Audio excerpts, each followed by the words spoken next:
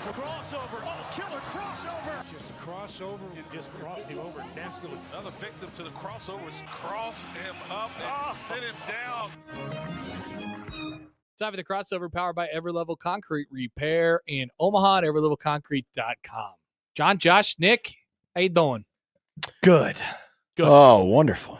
They're really super. They're really promoting these the ability to take a tour of Busch Stadium if you are coming into town for Arch Madness. Really? This week. They keep showing it on the broadcast. You get 25% off a tour at Busch Stadium if you enter code MVC25. Really? I Yes. wonder what the regular price of a tour of Busch Stadium is, and Maybe if it's $50. cheaper than the $50 they're charging in Lincoln to not even go into a stadium. It's just to a locker room and some other things. Yep. I'd like to go check out Busch. I do love a stadium tour though. I'm with them. For $50? Do it, John. Not for Make the joke. $50. I didn't make any Make joke. the What joke, joke? John. You had a look. You had the horny John look on your face. Nope, there was no Horny joke. John. Yeah, because I said I'd like to go take a look at the bush, and then John got all like, "Oh, You were doing that on purpose. You did it. You can't get mad at John. there for you wanting- go. This is unreal, Nick. He's Yes. being gaslit into being horny. That's I was right. baiting John. John wasn't horny, and now look at it. I don't have to gaslight John. He just did it. I just had to say the word bush, and then his eyes perked. You up. did this Oh. on purpose, Nick. Yes, I Yep. might have baited did. him, but I do still want to go see Busch Stadium. Cool. Busch Stadium. Busch Stadium. Busch It would be Field. kind of nice to go to Busch Stadium when the Cardinal fans aren't there. That's the dream. That's the best place to If you could visit somehow Busch populate that stadium with other people, it'd be perfect. Stadium. People that are not Cardinal fans. Now, I don't remember which teacher this was of hers, but Paige said when she was in high school, she had a teacher that they would always go on these trips, but it was just an excuse for the teacher to go to cities where there happened to also be baseball games happening. That's awesome. So the teacher was able to get these kids to go to baseball games for education purposes. That's great. Oh, we're doing this thing, but also there's a game. I love going to games. I love games. That's a great take by that teacher. Yeah, shout out to that teacher. Good teacher. Yeah, absolutely. Excellent teacher. I love a stadium tour. Been on a couple stadium tours. I haven't been on one in a long time. I'm trying to think. I've never been on one. I think I wanted to do the I think tour of Coors Field. In your travels, you must have been on a stadium tour. the only one I can think of is Texas Stadium. Texas or Cowboys? The new one. Texas Stadium. Wow, that's awesome. Oh, wow. Because Gary and I were down there for Gary? Big 12 Big Media Days 12. in 1996, and we had a day to mess around, and so we went to Texas Stadium, which is, for those who are not familiar, the old that? home. You The hear old that? home of the No. Cowboys. Tom Chattel's typing right now. Skywriters tour? Hang on. Type. Hang on. Yeah. That I think would- I'm trying to think if I've been on another official stadium tour. I did Target Field before I went to a game there. I did Fenway, I think, before I went to a game there. Did you see the big green monster? Wrigley. I've done Wrigley before and then went to a game separately. Mm-hmm. It's good times. You get to see all the behind the scenes, whatever. You know. I've done a tour of Daytona and Indianapolis, the racetracks, but Oh, that sounds fun. I guess. yeah, it's I- fun because you get to drive around the track. I got an unofficial tour of the media area at Coors when I went to the Rockies game because Dave, he was there. It's like, oh, would you like to meet the Hello, guys at the Dave. radio booth? And I said, I sure would. Is that the place in the stadium where they have bars on the windows to keep the people from jumping? Yeah. There's a net on the bottom. I don't want to cover this anymore. The net's a recent addition, though. They had to learn their lesson Oh, there. good. Yeah, Understandable. very Nice. understandable. Nice. I went to the radio guys and I said, I listen to you all the time. And they said, I'm sorry. And they said, Nice. "Oh, so you're the one." They actually did, word for word. They said that. That was really funny. Classic radio guy. Oh, yeah. Yeah, I love radio guys. You love radio guys. don't we all love radio All radio guys? guys. They're really good. I like that even though the Rockies are bad, they have good radio announcers. It's not like, it's the bottom of the first. Wow. So Denny is the only bad radio guy. According to Nicky, it's. This is the worst one I've heard. The A's have good radio people. I can't wait for Nick's takes on my debut on a baseball game. Oh, he's gonna love it apparently because you're not Denny Matthews. I'm not Denny Matthews. Yeah. Who I won the have- Ford C. Frick Award, by the way. I have you know? inflection. Well, in my that's because they voice. ran out of people to give it to. I haven't announced a baseball game since college. It's been a long time for Yeah. your boy. So It'll be fine. I'm not It'll be worried. fine. It's going to be great. if there's 3 strikes, that's an out. Nick, you are not allowed to make any of these jokes. There You just can be started 4 watching balls. baseball. No. Triggered. You're triggered. What was the Are you thing that triggered? you? What was the thing that you thought was a different thing? 3-throw. Mhm. But I don't know basketball, Okay, so that's yeah, fine. That's I right. can You're make not that trying mistake. to do basketball. Yeah. Look, I know about the 2001 World Series, Nick. I know all. How the many- Yeah, baseball you're gonna be making rules. young Kim references it's like- tomorrow. and no one will understand it. How many Yes, I times are you will. going to reference the 01 World Series? I don't know. Let's find out. Once is too many. It would be funny if you referenced it once. Let's just hope that something happens. I'm like, whoa. that was like when reminds me- Scott Brocious did that. That reminds me of the 2001 World Series. Mr. March. It's called him Mr. March. You'll have. I mean, you'll be with us for the whole broadcast. I think You won't. You're ditching us. I will. What time leave. are you leaving? I don't know. Okay. Because Creighton plays at 5. Yes. 5. The baseball game's at 2. Yes. What time do you normally get to the? Well, you I mean, I get usually to the arena incredibly early. Yeah. So that I'll be forfeiting that. He's there usually before I am. What's like a time you could get there if you're being a normal person and still get everything done? The thing is, like, I don't know what the like. Traffic? Yeah, like, do you think that Creighton would like get out a golf cart for me or something? Yes. You could do the Herb Street thing. That could be a Jay's live bit. Hey, this was Happer coming into the stadium earlier today. Let's watch him leave the baseball booth. Interesting. We kind of have we're going to honor the seniors in Jay's Live tomorrow, but Yeah, I mean, it's Yeah. kind of about them. yeah. Okay, I'm just trying to give you ideas. It's not about maybe for the DePaul game we could have done that. I was just told the teacher who would take Paige in her class out for baseball games, it was the Explorers Club, and it was a history teacher. Thanks for interrupting our great planning for tomorrow, Nick. It's fine. Yeah, maybe I'll request a golf cart. I think you should. So if you something. got a golf cart, what time could you leave? If I had a golf cart, the Let's say it takes 5 minutes from stadium to stadium. 5 minutes. That's probably under. Then Let's I say gotta 10 hook, minutes. I got to stadium hook stadium. myself up. I got to get all my stuff on. Yeah. My bungee cords. Oh, wow. Senior day is going to be awesome. What if you just did Jay's Live from Charles Schwab Field? Now that is a great idea. That's doable, but I still have Let's the honor the pregame. seniors. Ping! Like less than 15 minutes later, I have another thing Oh. for the tip off for the game. Another thing. Well, is can't that you the do Happer- that? Can't you do the hype up? Can I do the RTI Threads tip off from the Chuck? Yeah. Go out into the Creighton bullpen That would be really funny. and get the bullpen pitchers to join you. It'd be great. They would love that, I'm sure. While they're freezing their butts off. It would be funny. Oh, it won't be freezing. Yeah, it's gonna be in It'll the 50s tomorrow. Okay, all right. Yeah, They'll be I out will there in wear a coat shorts. to the ballpark just to be safe, though. A lot of possibilities here. A lot of Yeah. possibilities. But I would love to be there if I could by 4:30. Oh, that gives us lots of time. It gives it Oh, probably wow, that gives me us a about lot of time. 15 minutes of cushion. That gives us like 7 innings of baseball. It is together. possible we could finish the game. Yeah, seriously. It is okay. possible. Well, that's cool. 4:30. Whatever. Looking forward to it. We'll play it by ear, Josh. But I have complete trust and faith in you and Mr. Sindelar. Yeah, I don't know why anyone So does wouldn't John. have complete trust in us. John loves you both dearly. I don't know why anyone would doubt. I will not say what Chance writes. That's just like 9/11. I will not say that. I will definitely not say Look, that. here Stibbs reminding us, What did Stibb say? guys, it was the history Oh, teacher. it's a history teacher Yeah, for Explorers Club. Yes, for Explorers Club. Sorry, I thought that was more interesting than Happer talking about riding in a golf cart. I forgive you. I don't know. Poll question. I What love was it. more interesting? Oh, yeah. What did people like more? Us planning our show or our game in Jay's Live tomorrow or Nick's story about his history They're both teacher? horribly unentertaining, probably. No offense, Nick. It happens. All right. So that's what's going on tomorrow.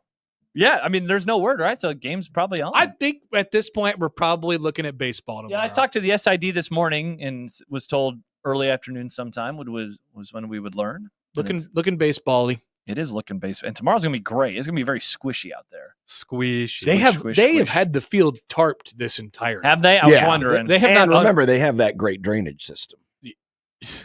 Yes. Yeah. Very good. oh, What? is that a joke? Well, the warning tracks tend to get a little mushy. Yeah. Mushy. It's hard to do the warning tracks, but they figure that out. But if the whole field's covered, they're fine. Do we want to set a line for critters in the broadcast booth? Critters. Critters. Hey, sometimes there's raccoons that one time. No, that's only during the World Series. Oh, okay. Only during the World Series. Those- We have never had any critters during a Creighton game Yeah, no critters. or a Big Ten tournament game or a Big East tournament game. Raccoons are Unless just, you want to count that time Fanta was here. the Raccoons are then- just Nah. giant SEC baseball fans. Yeah, I think we'll probably be okay. Yeah, we're good. We're good. We're good. We'll open the big windows though, Josh. You'll be excited. That is great. I've never gotten to watch a game from that booth. Only the other It's ones. very spacious. Yeah, that's gonna be sweet. We're Is gonna be it able to the- You spread can out. see why Carl Ravitch wanted to call it Charles Schwalkoff Schwalkoff. Field because Mhm. he was like, "Wow, I have so much space. I'm going to say something insane." Oh, you're going to be in the TV booth? Yeah. Nice. Yeah, that's usually where we are. I'm looking forward That's to the it. games on TV. By the way, are you taking any of the TV games this year? I was asked to do one later, but that's TV it. John. Hi, y'all. I'm TV John. Oh, because then you'll be on the radio. Well, I No, guess put- you're gonna be no, on the John radio. puts a suit on, Mhm. Nice. Yeah, goes on TV. It's gonna be a great time. it's a while from now. You're going to though. get some fun Creighton-based ties. Be like a wacky radio. You can't wear a TV Creighton person. tie on TV. No, No? it's you're doing a professional broadcast, unlike what we do on the radio. Oh. A lot like that. A lot like that. Yes. Congratulations to Drake. Say Drake. We're Nice. moving on in the March Madness Dun, or the dun, Arch dun, dun. Madness. They not like us. It's the most successful Drake. Oh, we got down with Belmont. Yeah, down with Belmont. Give we me the only root OG for Valleys. real Oh, yeah, Valley we hate teams. them. We hate Belmont. We need Illinois State. Illinois State. Who's the team that replaced Creighton when they left? I mean, they've kind of replaced them in the aggregate. Loyola was the original, but then they left. Then there's like Valparaiso and Valpo and UIC, and Belmont. Belmont and Murray State. It's a very odd conference. It is a very odd conference. Wichita left too. They said, "See you later. We're going to go to this weird conference, the AAC." Otson has made a graphic for tomorrow. Oh, Tomorrow, starring Josh Peterson on 1180 The Zone. Baseball now with 100% more Josh. uh-huh. That is cool. Let me see. Look This at is- this. Very- Starring Josh very, Peterson. very sad. This is great. Baseball. Baseball. Baseball. Oh, Alex Sindelar sends in a text. Wait, Josh is going to be on the broadcast with Hap and I? I'll see you tomorrow, Alex. Assuming that the weather isn't horrible. Oh no, we're playing. We balling. We're playing baseball. Yeah, there'll be a game. Wow. I don't know why it's not at noon, but we'll just So I'll survive. leave the door open for Survive and advance. this. For Dun, me, dun, dun, for dun. doing a half, I hope that I get to do like the smallest amount possible where you're just like, oh, I have to leave now. And it's like, all right, Josh gets to call the last 2 outs. See you later, everybody. Yeah. That's what's going to happen. It's either I will be calling like, Or it'll be a 5 4.5 innings? hour game. correct. I will Yeah. call many innings of baseball or the smallest amount humanly possible. Yeah. No in between. Yeah. It will not be like 2 innings. It will be a lot or a little. Mhm. I'm looking forward to it. Yeah. Whatever happens. Me too. Yeah. And you can listen on the I way hope in. something really abnormal happens and Josh is confused as to what it is. Like Maybe like a catcher's balk. maybe we have to submit like a Josh Or- clip for An award. bad beats or something like that, you know? I'm trying to think And of Josh is the narrator of whatever random thing is happening. like catcher's interference. I know about catcher's interference. And Josh ends up on Sports Center as the voice of Creighton baseball. Be like, wow, that looks like catcher's interference to me, Alex. Meanwhile, the ball's sailing over the fence. It's home run. I don't know. I think it's catcher's It might be. It could be. It is. And then it's actually caught, though. Just a little heads up. They do have a pitch clock, but they don't really care about it. No. Yeah. So I watch college baseball. All I know what's going on there.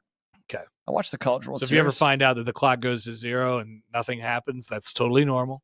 I just Very had a cool. terrible thought. Mm. What if Josh is the first one of us to get the ball to come back into him and he catches it? Oh. That'd be Well, pretty I've had funny. one come into the TV booth. That's Oh, the okay. dream. Such a It's big never window. it's never come into the radio booth. It is a massive window. But yeah, I've had a couple come into the TV booth They I not don't like like us. us. because it's huge windows. Do you keep them? Do you frame them? I have one of them at home, Nice. and I gave one to someone's kid. I don't remember who it was. Here, Nice. kid, have a ball. Here you go. You want to have a catch, kid? catch, Dad. Have a catch. Nice. Wow. This Or is maybe exciting. Josh will have that moment where he'll have that John Sterling moment where he'll just like smack him in the face. it hit me. Oh. It's not your fault. I have great hand-eye coordination. I'll make the catch. Got it, boys. When was the What last if you time tried to- caught a baseball? I don't know, years ago. I don't play catch anymore. I don't even know where my glove is. What if you tried to have a catch catch? it and you tore your hamstring into smithereens? I mean, we're getting close. It feels like already, so might as well just go all the way.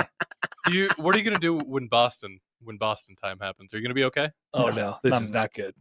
Pretty miserable. I don't want to bring up anything dark. I just want to know what the plan was. No, every day I look at my planned runs and I say, "Wow, that could have been a great run," and I'm like, "Nope, another 6 miles for me." Well, again, this is where you need to take advantage of the rule, the Boston Marathon rule. The more slurs you utter, the faster I get. Yeah, they the more cut they off. knock off your time. It would Wow, help. that's a great idea. They would do that in the Boston Marathon. I'm There's sure. different tiers though, like different slurs get you more time knocked off. Nick, that could have been the zone bracket. Yeah. Best slur. Slurs bracket. What will win? Nick Grimm's idea. Let's all Yeah, let's push that all. was a good idea, Wow, Nick. Nick, pretty amazing, but you're allowed to do that in 2025. Like So the every- cutting edge. So every slur you get what? 10 Yeah, well, seconds off? I don't or- remember what John said it was. It was I- it was a good amount of time. It was though. like 5 or 10 seconds Per for Yeah, mile. it's like what they do with the fantasy football, the Waffle House contest. You know? It's the same thing, but with slurs and running. Yeah. Gotcha. But then you hit a certain level and you hit a certain achievement, and then you have to stay in Boston for the rest of your life. You live here now. Yep, you're trapped. But you can't use the same slur like 3 times in a row. If you Otherwise get 3 actually stars, you time. become the mayor. Understand. You have to mix up your slurs. All right. Yeah, so I'm thinking about doing that, I guess. To run Cool. a little faster on my I mean, hurt hamstring. you'll still go. Oh yeah, I'm still gonna run. It's just,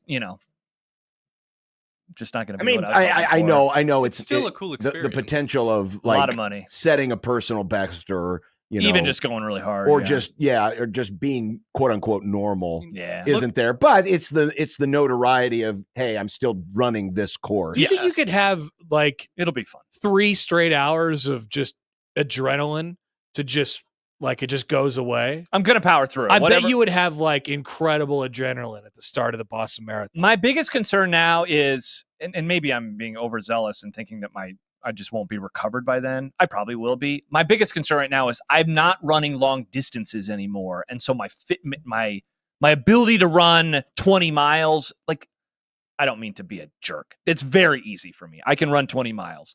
I don't know how that will feel right now because I haven't run. The longest I've run since the Super Bowl is 8. So Maybe you'll power through it with the circumstances. Yeah, that You will know? be a special. Sometimes when you're on the big league track, you feel like a big leaguer. That's true. Also, Should look run at it- with a baseball glove like a big leaguer. Exactly. Look at it this way: no matter how you finish, it's still going to be your PB at the Boston Marathon. That's true. Great point, Nick. That's a great point. And think of all the exciting new words you'll learn. I will learn lots of new words. the I've pe- never heard of that one. There'll be signs that have the slurs Oh, that you that- could use Yeah, for definitely. reference. It'll be cool. It'll be fun. It'll be great. That's what I'll just tell myself. It'll be fun. You seem like you're in great shape. Just mad that we're spending so much money and I'm not where I want to be mentally and physically. You're gonna go to a Sox game. Gonna go to a baseball game on the Tuesday. They're That'll playing be the great. Royals, right? Yeah. They Mariners. Oh, Playing yeah, the your other Mariners. favorite My other team. favorite team. Yeah, Yeah. one of the two. Yeah, that'll be a good time. It's great. Yeah, it's gonna be sweet. I can't wait. I'm looking forward to it. It's coming up so soon. So the funny part is, you're know, gonna that miss spring day though. I am the because Husker games. we'll get back that next weekend, and so yet again I will miss. But I will be here on the Monday when we do our full recap Of so the Husker day. That'll be a huge Of- bummer. Here's what I Husker got at the games. garage sale. Yeah. Hey, did you see what that one dude did in the 7-on-7 game? Nope. The weird part will be that we will be there because the marathon is on a Monday, which is different than most marathons, which are Saturdays or Sundays. Well, the day before is Easter, which thankfully is a holiday where all restaurants are still open because we'll need to get, I need to get a Wow. little carbo load. Wow. So that'll be weird to be celebrating Easter in Boston. Weren't we celebrating Easter in Vegas last year? We flew back. We flew back on Easter Sunday or maybe Saturday night. I don't remember. I think we feel flew like I've back- definitely been in Vegas for man. Easter multiple times. I in was my so life. tired on Easter. Yeah. That sucked. Yeah, I was really, really sleepy. I'm sad that we won't be in Vegas this year for March Madness. Be a bummer. It's okay. Mm-hmm. You'll be in Yeah, Boston you'll be doing fine. slurs. Along those lines, Stibbs writes, is it like the Masters where you get invited every year moving forward? They like slurs there too. But quietly, just less on video, Yes, exactly. private. Mhm. Yeah, say them, but try not to do it on Private. camera. Yeah. Butler Cabin. Welcome to Butler Cabin. How many slurs have been uttered inside of Butler Oh Cabin? man, Many. So many. can't bring phones into there. Husker Fast asks, 3-man baseball booth. Is Josh there for the fun quips, factoids, or big reactions? Bringing Tony Kornheiser, Dennis Miller energy, or just go Tony Romo and say, "Oh, Connor," and predict what's going to happen next? Oh, I don't know. Yeah, what do you think? What are you going to be? I don't Who do you want to be? Harry Carey. No, Harry. Hi. Harry was the We lead. need John for that. Harry was the lead. You're going to be Howard Cosell. Howard Cosell. Oh, that reminds me. I got to get something for the show real fast before we have Jack on. When did John do his Harry Carey impression? You were gone on Tuesday, right? So it would have been Wednesday. The Wednesday. When we read his read one of his sad tweets. Yes. His emo tweets. Correct. All right. I got to make sure we have that so we can play it for Jack when he joins us in 30 minutes. Oh, yeah, Jack's on the show on Fridays. He's a Friday boy now. Yeah, it threw me off, man, when I was like, really? And then I realized, yeah. And today is Friday. Today is Friday. Does it feel like a Friday? It feels like a Thursday. I don't know what it is, but it doesn't feel right. It's a Thursday, Friday to me. I agree. It doesn't. I don't know what day it feels like. But then last night still felt like a Thursday, but today, not really a Friday thing. We'll wake up on Sunday and it will be an hour later, and the sun will be out until 7 o'clock or something like that. I just remembered you're going to be so emo on Monday. I'm not going to be emo. I'm just John, gonna you're rip going to be your triggered. goddamn head off. John's going to be so mad. John, don't be triggered on Monday. Well, it's just because the stupid daylight golfers time is going to mess with the inner body clock. Yeah, I'll be messed up. You'll get over it. You see what and we'll Trump all said? be messed up. Good news for you is you'll have to go to the East Coast 2 days later. Yes. Wonderful. You see what Trump said earlier? I think he's pretty much nailing why they're not going to make any changes, because he's like, well, 50% like it, but 50% don't like it. A lot of disagreements, folks. That's what he said. I don't think they're going to change it. I don't think they should. I think we're stuck here, John. No, this is good. Keep it there. It's not a political winning issue, because one side would be so mad and the other side would be so happy. Why would they be so mad? I don't understand. Why? Because there are some people who want the daylight. They want it earlier in the day. You realize, folks, that the sun will still be in the sky for the exact same number of minutes. Yeah, I know. Yeah, but we don't want it to get light at 9 o'clock in the morning, John. So you know what? If you want to enjoy the daylight, get up earlier. John, you only say this because you get home at 7 o'clock and you don't want it to be dark. And that makes sense. No, I don't. It really doesn't matter to me. Just we don't need to be doing again, it was done for the farmers 100 years ago. All the reason to not change it. Thank you, John. But we have change it. technology now. They have lights.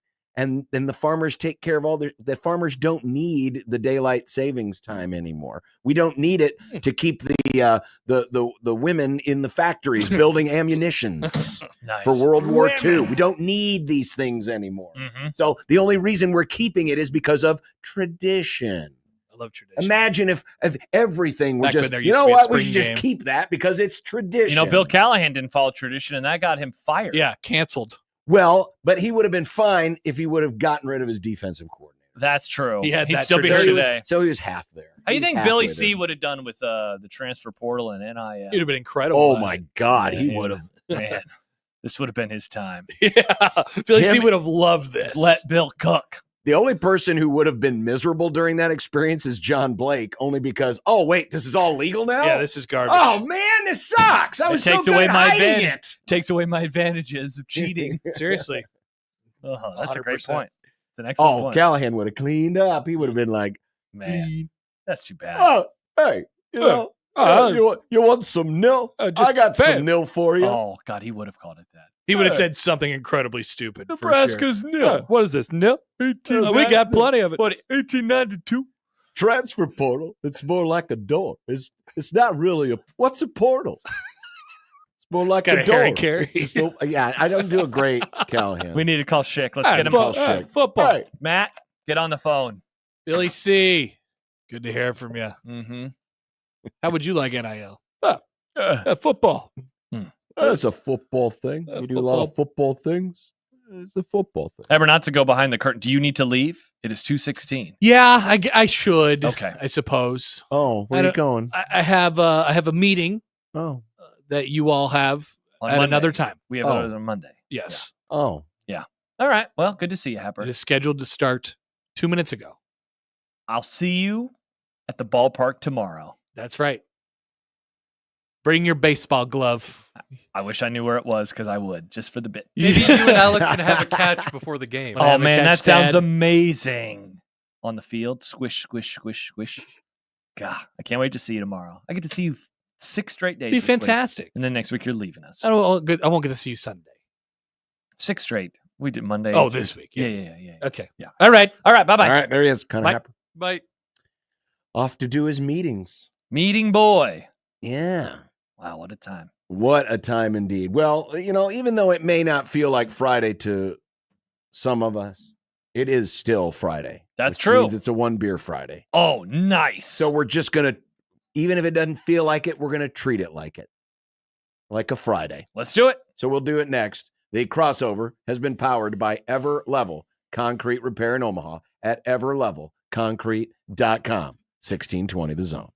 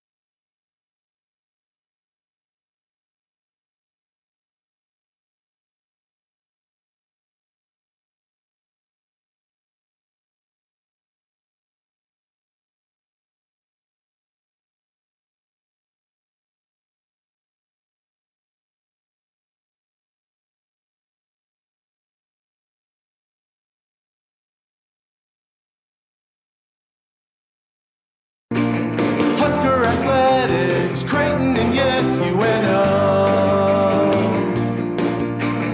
Don't miss a moment, they'll give you your fix. They're on every day from 2 until 6. Spend your afternoons with John, Josh, and Nick.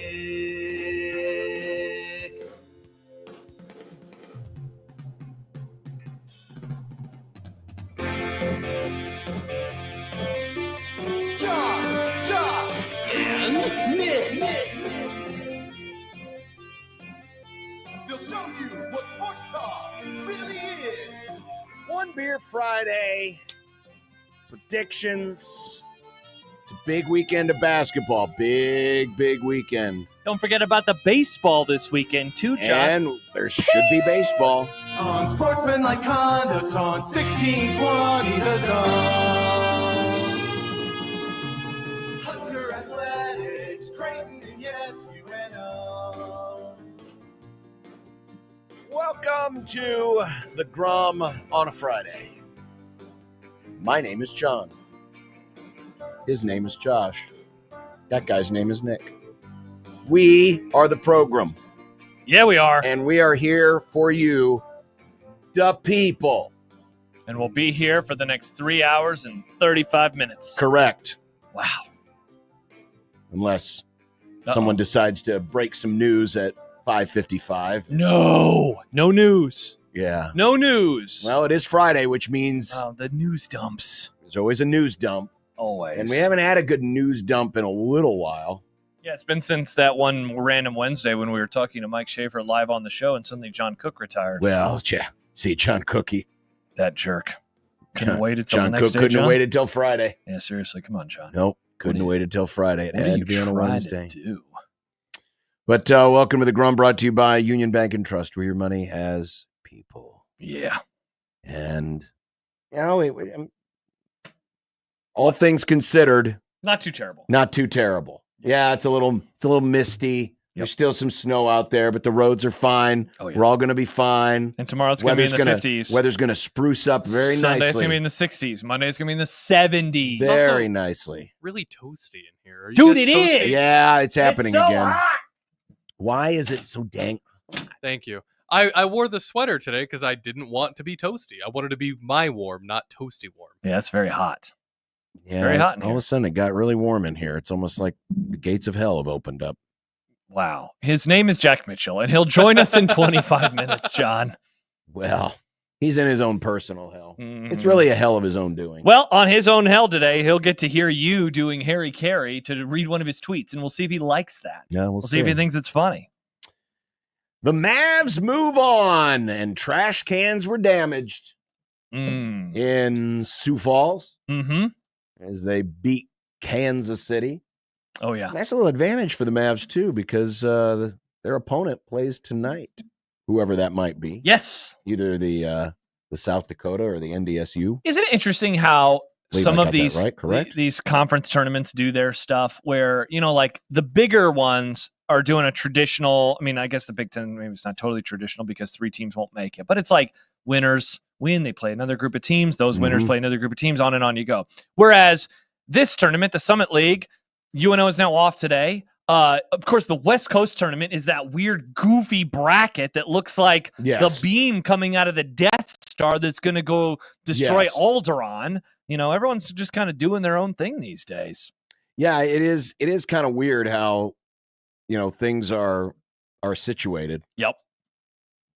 Because Omaha's game, so what it is, it's giving an advantage to the 1 and the 2 seed. Yes. Because both Omaha and St. Thomas played yesterday. Mm-hmm. Then they get today off while their opponent plays, or potential opponent, that will be their opponent, plays tonight. Yeah. So NDSU and South Dakota will play to face Omaha, and SDSU and North Dakota will play to face St. Thomas. Yeah. And remember, if St. Thomas wins the tournament, the Mavs get the bid because St. Thomas is under double secret probation because of them moving up to Division I. Same thing that happened to the Mavs back in the day when they moved up to Division I, which I never understood. I know, it's so weird.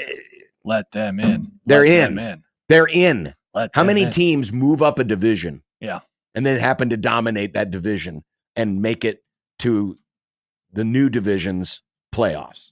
Doesn't happen. Yeah. I've never understood it. Sorry, Carolina all Panthers. You the- can't go to the NFC Championship in year 2. It's too early It's for too you. early. Oh, nice. Dallas has now gone to one NFC Championship game since 1995. No, it happened in 1996. It didn't happen. Oh. Josh. Tony writes, check out the Sun Belt bracket. Yeah, look at that. It's like it's a stairway to heaven. Yeah, it is. It's the stairway. Yeah, that's so goofy.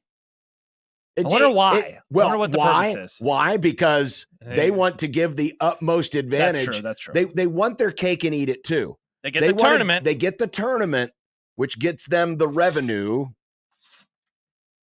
and it doesn't lend itself to dirty bid stealers. Correct.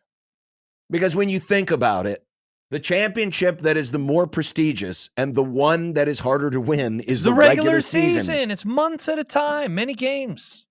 But yet we allow these automatic bids that can be swallowed up by anybody for winning 3 or 4 games in 3 or 4 days, and just swipe a bid.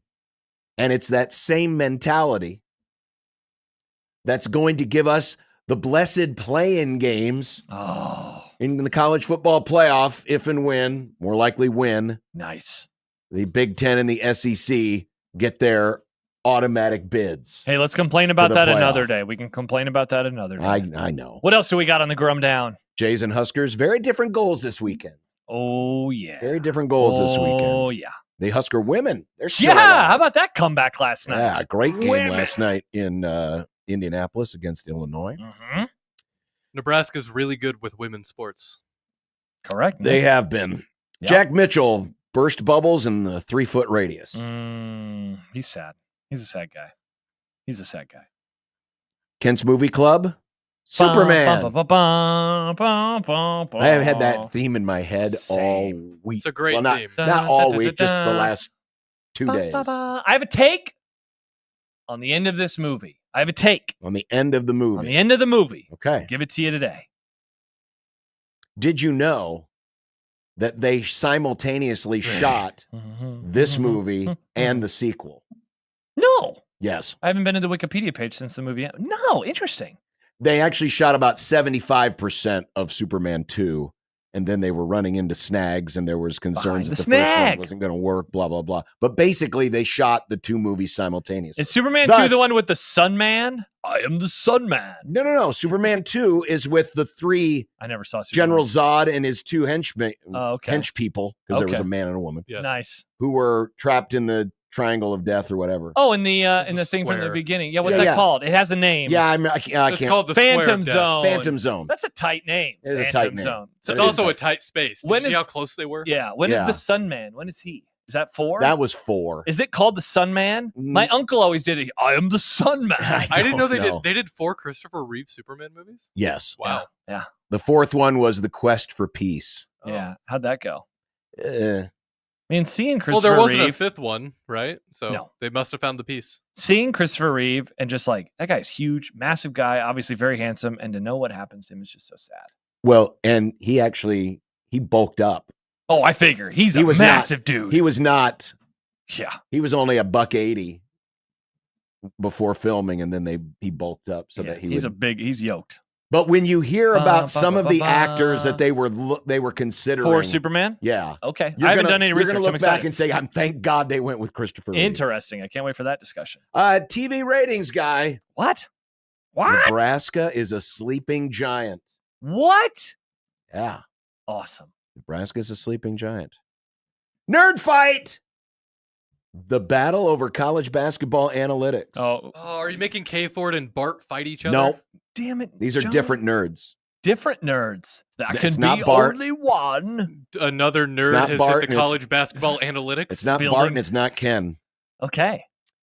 NBA drama. It's I fantastic. feel like there's always NBA drama. There That's a is, but dramatic man, ass sport. there What was- a league, Nick. There was quite a bit of it last night. There was. These are grown ass men acting like children. I didn't know about the Stephen A part of it until this morning. I knew about the Charles Barkley and Kendrick Perkins part last night. Yeah. I've watched that as I let Banks out for the final time. I just sat there watching the monologue from Charles, and he keeps saying, and we're going to go work with those idiots.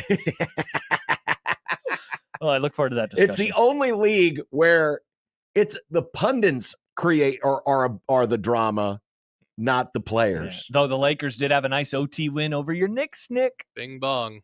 Not last night. Go Lakers, baby. Woo! Bing bong! And it is a One Beer Friday, and we have a new round of predictions and a lot of basketball. Lovely. Also, Lot of reminder basketball for One Beer predictions. Friday today, when you submit what you're drinking, you could win $50 to Site One Brewing.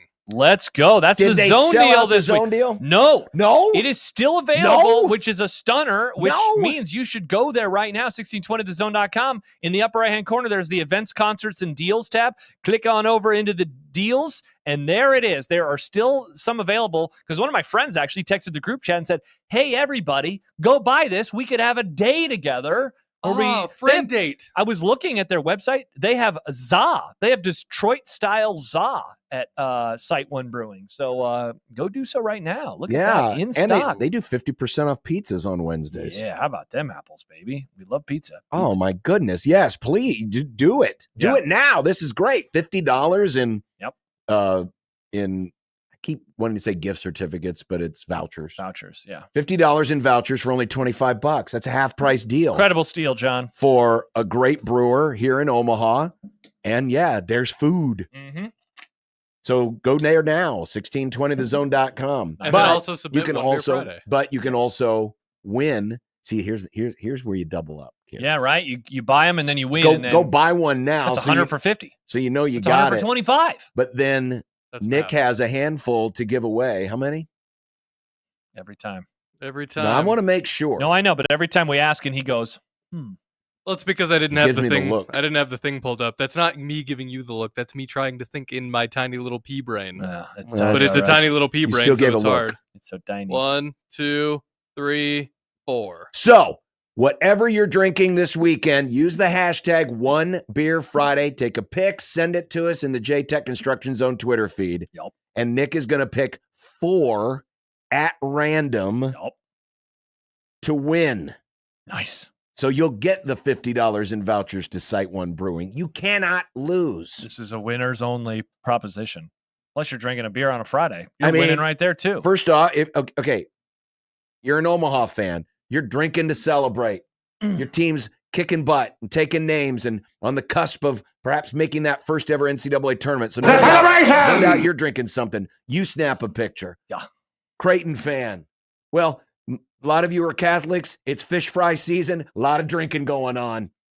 Take a picture. Even if it's you with your Chardonnay Oh, wow. Or your Michelob Ultra. The or your Wine Mick Boys. Ultra, Oh, yeah, whatever. with your Take a sweaters. picture. Hashtag One Beer Friday. If you're a Nebraska basketball fan, Maybe you're sad. drinking to forget. Yeah, you're pretty sad. You're Don't bummed. forget to take a picture. The blurrier, the better, because then it makes It's it funny, look like yeah, yeah. makes it look like you're really out of it. Yeah. Send it to us. Use the hashtag One Beer Friday. Nick's gonna pick 4 at random. Awesome. At random, so it doesn't have. I mean, yeah, you can be creative if you want to, but I use a random number generator. he uses a random number generator, That's incredible. and you can win $50 to Site One Brewing. That is an amazing deal. Yeah, you're amazing, Nick. An Thank you. amazing deal. Awesome. Well, Red writes, what up, JP? Red, what up with you, man? Oh. Look at that. Good to see. It's our friend Smooth Red hanging on the YouTube chat. Smooth red. Oh man. Oh, that's not What? good. What's not good? Red, are you okay, brother? Oh, come on. Blink twice if you're in Milwaukee. This is unreal. Well, it's very unusual to have people crossing over from the legitimate world to the illegitimate world. Is this that? I mean, that's where Stibbs thinks that. Is this the Phantom Zone? This is this is our phantom zone. I like it. That's nice. This is our phantom zone. Nice. Oh, blink, blink. Red's in Milwaukee. There we go. What up, Red? Well, Red, take a picture of your old Milwaukee or your Miller Lite or Yep. your Leinenkugels Whatever it is. or your spotted cow. If you're Use in the hashtag One Beer Friday, send it to us. You might win. if you're in Milwaukee and you're drinking old Milwaukee, is it just called Milwaukee? Good question, Nick. Like, is it Chinese food if you're in China, or is it just food? I think it's just food. Hmm. I think it's just food. I miss that jingle. That was a good jingle. What? Old Milwaukee tastes as great as its name. I've never heard that. That was Are a they jingle. implying Man, that Milwaukee tastes great? The Well, city of Milwaukee It tastes great? does. It's got there's a certain It's a patina fun on the name. roads. It just- Milwaukee. Welcome to Milwaukee, kids. Go lick that building. yeah. No, it tastes as great as its name. There were so many good Not beer as great jingles as when the I was growing city. up, man. So many good beer jingles. That's the thing about beer commercials. We don't get the beer jingles. Why do you think Creighton fan gets a tear in their eye every time that Budweiser song plays before the team Big comes strong out? men? Yes, they love it. Yeah. Because it's This a is Budweiser. it's a great beer jingle. It- It's a it- great beer jingle. Budweiser. We used to have so many great beer jingles. Now nobody does jingles, and it's sad. Jingles did make a slight comeback, and then they got. But Yes, not you beer went jingles. But on. not beer jingles. True. Now maybe it's because some lame ass, watered down beer, like you. Oh, like Mick Ultra? I didn't say stuff's that. trash. I didn't say that. Bud Light. I don't ever want to become didn't of say that. age where Mick Ultra sounds like a tasty beverage. I've heard the NA Mick Ultra is pretty good though. Nah, probably not. There is no such thing as NA. There is. No. There is. No. I There's forgot- a lot of good NA options, John. I forgot Yeah, mine today. it's called Diet Coke I don't have my or NA Diet today. Dew. I'm just or- gonna have to drink or water Diet Dr today. Pepper. Mustache Adam says, "I bet there are great beer jingles in the Up universe." Excellent reference. You know, there's more beer jingles in the Cars universe than the Up universe. excellent Absolutely. reference. Better music in that movie too. Stibbs writes, "And twins was the pinnacle. I love football on TV." Do you remember that one, Nick? No. Oh, and it always Oh, ended with "and twins." Oh, I do remember this now. And they were women in referee outfits. Wow. Busty Busty women. It was a different time. Sounds like Nick. the early By the way, 2000s. just to Nailed it. update on yesterday's hot debate late in the Grum. kind of morons. Which Pixar movie was better, Cars or Up? Cars still in front. I also put the same question in one of my group chats, and Cars also won there. There you go. It's the Gen Z group chat likes Cars? Man, that Hold makes on. me feel It's even not a better. Gen Z group. it's There's Gen people Z of, and Gen X gosh, Oh, the worst two generations. bouncing out those idiot avocado toast eating millennials. Josh, this is an online baseball league group chat. There's a lot of people of many creeds in this chat. Bunch of idiots, it sounds like. Chance writes, "Cars over Up. Are you crazy?" You don't want to get on Chance's bad Oh, side. Chance You don't is a know what movie- will happen with Chance is a movie snob. Until love you, Chance Chance. actually gets that pilot's license, I think. you. Okay, so Baymon brought up the Real Men of Genius. I remember those. Those Real were Men of Those were good too. I like those. Those were good too. Mm. But man, everybody had great beer jingles. Hams from the land of sky blue water. Yeah, I don't know some of these. These are This going, was like 70s, 80s, old ones are going like over my late head. 70s, early 80s type stuff, or the Rainier beer one, where it was just someone mimicking a motorcycle. Rainier. Oh my gosh. Beer. I can't wait for It the was commercial so break. good. That's And fun. Jack's in It the was so green good. room, so we should probably take one soon so Nick can watch the And Twins. I don't know if I want to watch it. You should, Nick. The early 2000s, it was a great time. Why? Because maybe you'll see attractive women in scantily clad outfits. I'm not afraid of seeing attractive women. Well, I just, apparently you are, because every time it gets You mentioned, triggered, it's like bonk, bonk, bonk. Nick just doesn't want to bonk himself. I just don't think that it's okay that the scantily clad women were being objectified in these commercials. They acquiesced to it. It's not like they were held at gunpoint. They wanted to do it, and they got paid for it. Mustache Adam, the biggest upset is that John likes a movie about his favorite interest over a movie about him being grumpy. Is that why you dislike Up? Because you see No, yourself I in didn't. the No, titular hold character? on. Time out. That's me. Time out. Taking a 30. I didn't say I didn't like Up. Oh, okay. It's just that Cars is better. Yeah. Ah. Neither of us said we hated Yeah, I Up. saw Cars in the. I'm sorry. I saw them both in the theater. I saw Up in the theater. I'll be honest with you. I don't remember much of it. Oh, movie club. I don't remember much of it. John, time to resubscribe to Disney Plus. Man, that's more money. It is more money. But Star Wars, John. Yeah, Andor. I have them on DVD. All of them. You can watch the Clone Wars. Yeah, you can watch the crappy new ones. You can watch Yeah. the Solo movie. I think I'm watching Rogue One this weekend. Oh, hell yeah. Yeah, I think Good I'm watching idea. Rogue One this weekend. It's the best one. All right. When we come back, Jack Mitchell. it's Fridays with Jack Mitchell. Awesome. We have a video to play for Jack. I look forward to Oh, is this the one where the dude breaks down all the missed calls and it went like 16-4 in favor of It will not Ohio be that State? video. I think that video is too long Okay. for us to play on the Grum. Different video. Oh, that would require us to have to rewatch the game. And do we really want to do that? No, definitely not. No. Definitely 1620 the zone.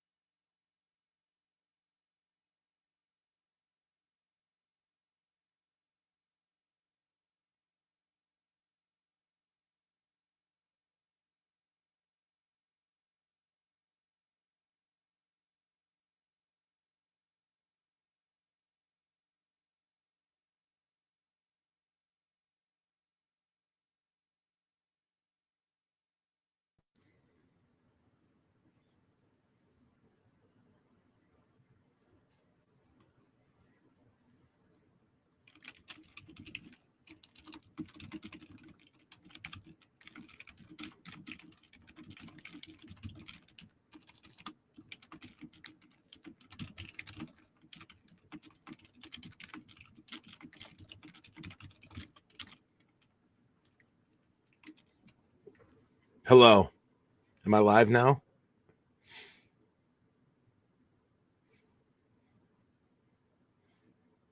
I must not be. Hello. Oh, you can hear me. Okay, cool. I don't know. There's no way I can tell. Very good. What's up, Mike? Mike, I've never called you Mike in my life. Charles, Chance, J-Man, what's up? Bamon, good to see you again. By the way, I vote for Cars.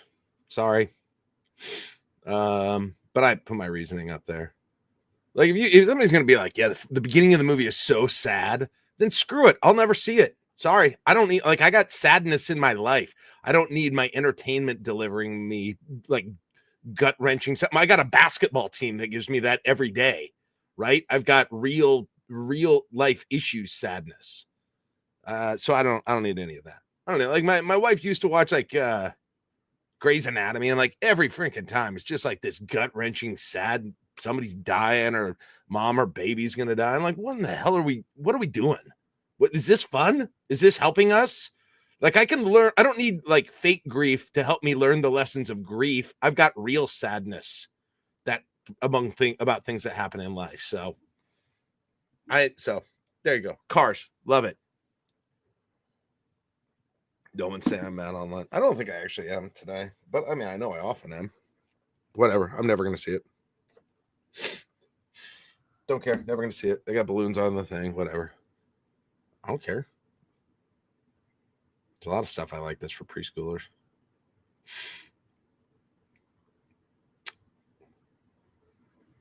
It was good. It was a good movie. Very good. Very high quality. Whatever. I don't care about. Like, I'm not going to be right. I'm not going to jibe with any movie expert on movie takes. It'll always be bad. It's like talking to a coffee snob about coffee, and I'm like, yeah, I mean, if I'm at Casey's, I'll get a cup of coffee there, and they're like, oh, I could. I mean, like, and I'm not referring directly to my wife, but I kind of am. You know, it's just I can't do. I'm not a good snob in very many things. Like, I don't even know what I'm a snob about. Am I a snob about anything? I don't know. I don't know if that's a good thing or a bad thing. It's like talking to a Husker fan about basketball. We're going to Nebraskans choose cars because of Larry. Yeah. Like, I could text a guy in that movie. I can't text anybody, I don't think, in Up.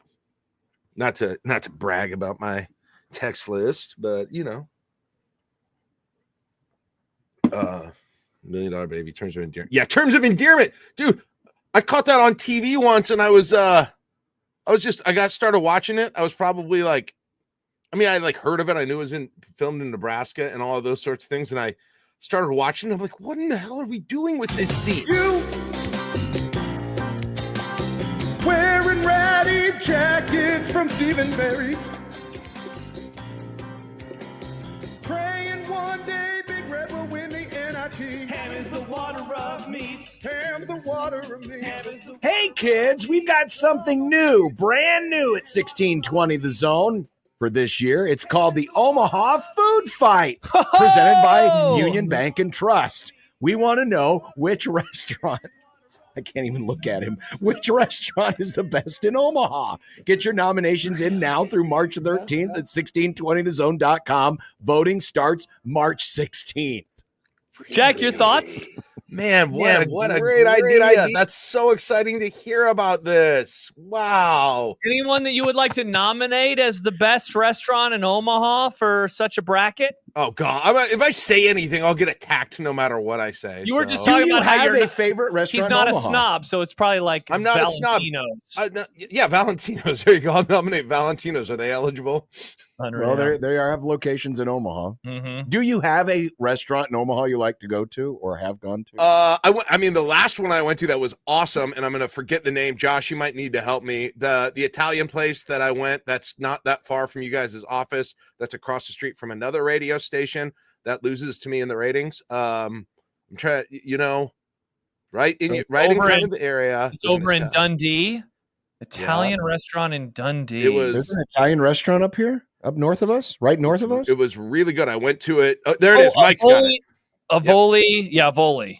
I've never been there. I haven't either. Oh, you should go. You should try some of the nice places in the town, Josh. You should kind of maybe get out and try the elite restaurants instead of just going to where all the plebes go and you wait like me. I'm going out and trying the critically acclaimed places, and there you are at all the. Wow, it's sad. Yeah, I guess it is. Well, it's good to see your face versus when the last time I saw you when you had your head buried in your hands. Yes, that was quite the experience. Yeah. Are you regretting now this whole idea of doing post-game shows and watch parties? Things of that nature? No comment. What do you always say, Jack? You want to do a post-game show, but only when they win. That's your dream. Yes. I want to be.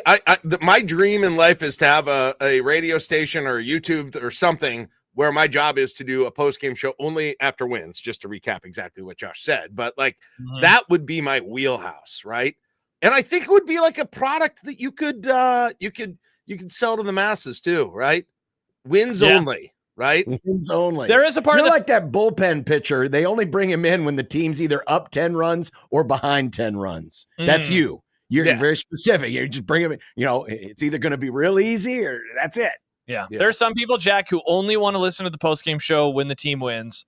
Then there are others who actually like listening when the team loses, whether it's therapeutic or because they love being angry at everything. Yeah, I will tell you, folks, every time that I've done a postgame show, including you guys' postgame show, like I did, people forget, I did the Iowa game with Connor Happer. Yeah, you did. After, I don't know why I said his full name like that. Like people don't know who he is, but I did that one, and same feeling when I went into that. I was like, why in the world did I agree to it? And nearly every time, by the time it's over, have fun. I don't know. Fun is quite the right word, but I feel better than I did going into it usually. Yeah, I'm telling you, that's what helped change me. I used to be not nearly, no one is nearly as emo as Jack, but I used to be in the ballpark of that as a young fan. That is so crazy. And doing that post-game show Changed you. it helped. Yeah. Because you had to deal with all of these other people who were deadly miserable, and you were like, okay, I got to keep it together for everybody else. And yeah, you'd get pissed. Like I can still remember the post game after Eric Crouch got his head ripped off. Oh, I bet you were triggered. Oh, I was. I was Yeah. very triggered. We actually did that from the broadcast booth at Seacrest Field because there was a Class A semifinal going on. Oh my gosh, that sounds stupid. And yeah, it was a dumb idea, and I was pissed. Yeah. But it helped. It did. It did help feel better about things because you realize there are people that have it worse than you. I guess that's true. That's not really the same reason that it helps me, but nonetheless. No, it I does. know. Like, Well, Jack, speaking of how you were the other night, I'm going to play a clip. It's about a minute long. It's from the crossover on Wednesday. And, we used to do that thing where we would read your tweets with you. yeah. This is kind of in. It's called like morning after regret for Jack is usually what Yeah. that segment was. Well, I think you might laugh a little bit more at this one as we are ready to click play. So here you go. This is the crossover on Unsportsmanlike Conduct on March the 5th. But he did ask if Harry Carey could read one of Jack Mitchell's tweets from last night. Oh, that's fun. Oh, cool. Exciting. So here we go. Hey, as I go to bed buried in sports grief, I hope you have another love. I hope you are young and can still feel hope. I hope you aren't intertwined in this emotional game of chicken designed for mass casualty. Hey, Arnie, the sport was designed for mass casualty. It reminds me of WW2. Famously, Ted Williams lost some time to WW2. Anyway, I hope you have a family and a job that distracts you from this white hot pain. Just like that attractive blonde in the left field bleachers is distracting me right now. Holy cow. There you go. Oh, God. Harry Carey reading Jack's man, that was good. The best part, That though, was about good. the other night was you kept announcing, I'm going to bed now. I know! I'm going to bed now. And yet it was just more of your manifesto of pain. It was like, I'm going to bed now, but I got to remind you how much in pain I am. That has happened multiple times with me after previous games where I'm just like, I'm going to end this. I'm going to regret this in the morning. All of the things I'm saying, I've got to quit it. And then I'll have another thought or I'll see something else that triggers me. And then I've got to get some more, emotions out there that are self-sorrowful. And yeah, it's a life we live, us Nebraska basketball fans. Yeah. Yeah. But it's the moments like those, guys.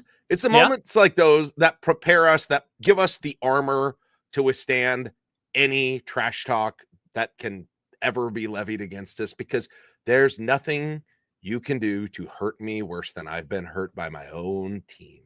You can't even come close. In fact, what you do, it feels nice and soothing when you tell me I'm bad, when you tell me my team sucks. It feels good to me. That's warm compared to my life. That's a warm embrace and a hug is what that feels like. Because do you believe him? The depth. Oh no, it's true. Like you don't know that. I mean, listen. The evidence is on Twitter, whether or not you believe me. Look, I mean, you can see what happens when we get into that conversation. I'm not the one that leaves kind of wishing I had never been involved in it.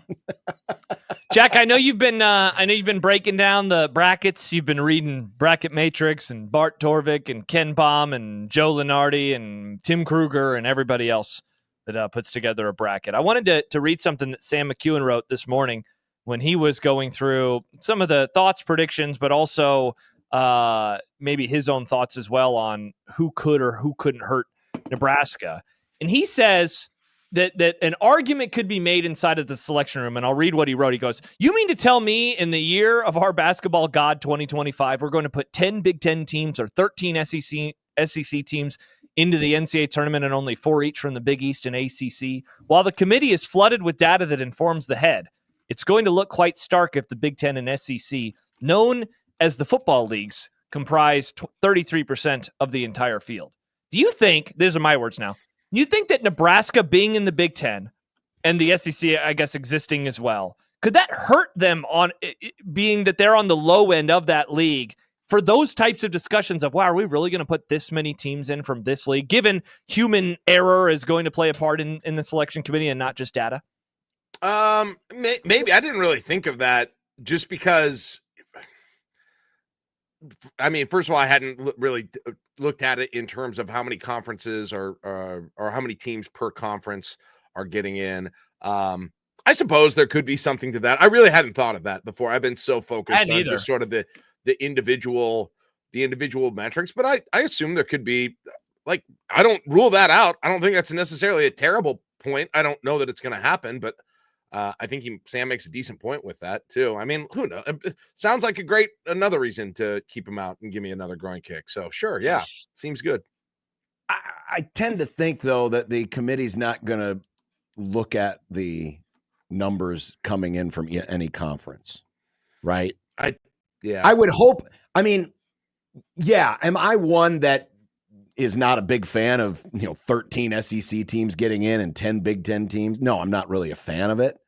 But if you're picking the teams, you're not picking the conferences. You're picking the teams that deserve to be in. You're not picking the conferences that they're from. And so I would hope that a committee person would not look at it that way going, oh, crap, I just realized we got 10 Big Ten teams in here. Let's take that one out and put this one in. They're not going to do that. You would think if they did that, the SEC would be hurt by that more. Like, sure. I mean, yeah. Do you guys know? Do you guys know what Oklahoma's conference record is? It's horrible. Not good. Like, it's worse than you. Right? They have 5. They have 5 and 12. That's crazy. Yeah.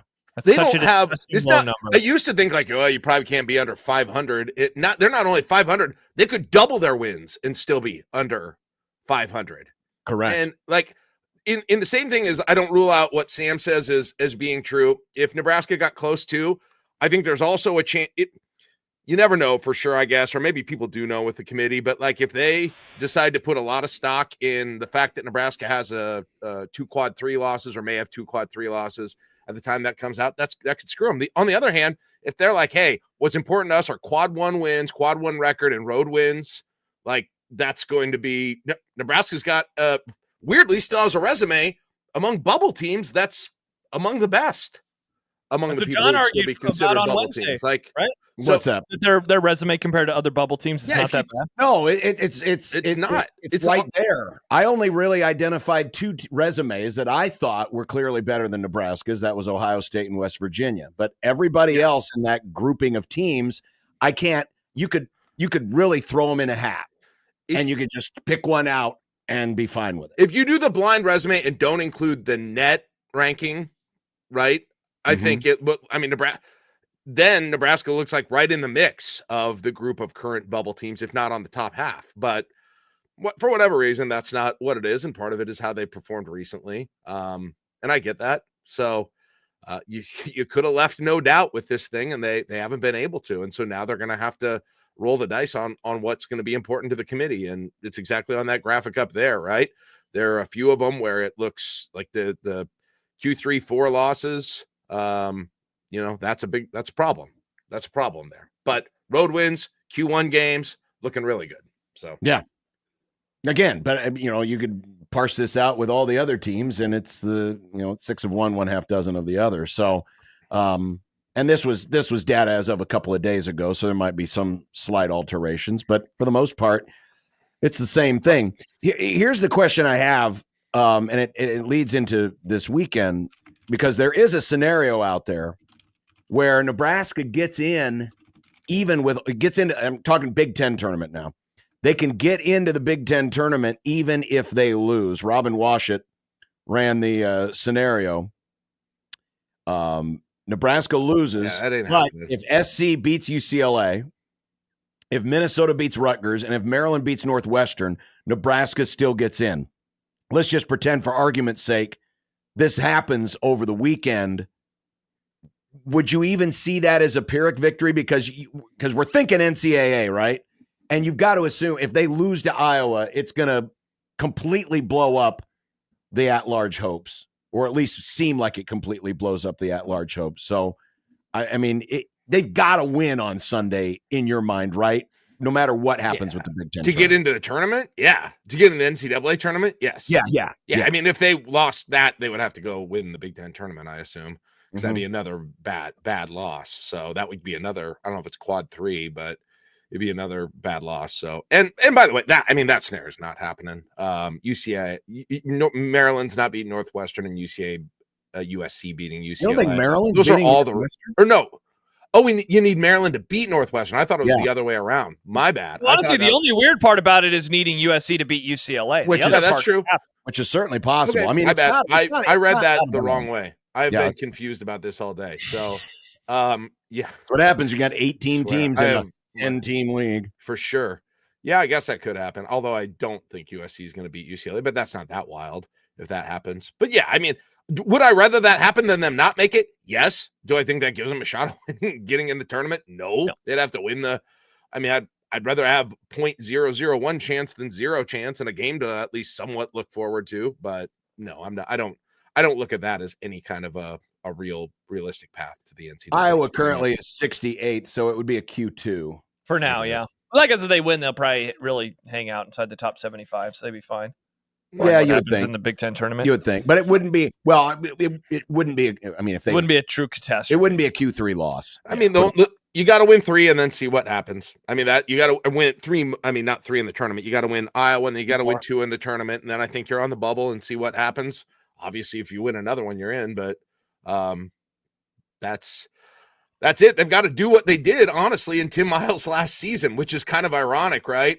Because Tim Miles gets fired. They get that win against Iowa in the final regular season game, the famous Thor block on Bohannon, and then they go to Chicago. I talked to you live on the show after I walked out of those games in Chicago. They beat Rutgers on night 1. They beat Maryland on night 2. They shock a ranked Maryland team on night 2 with a short bench.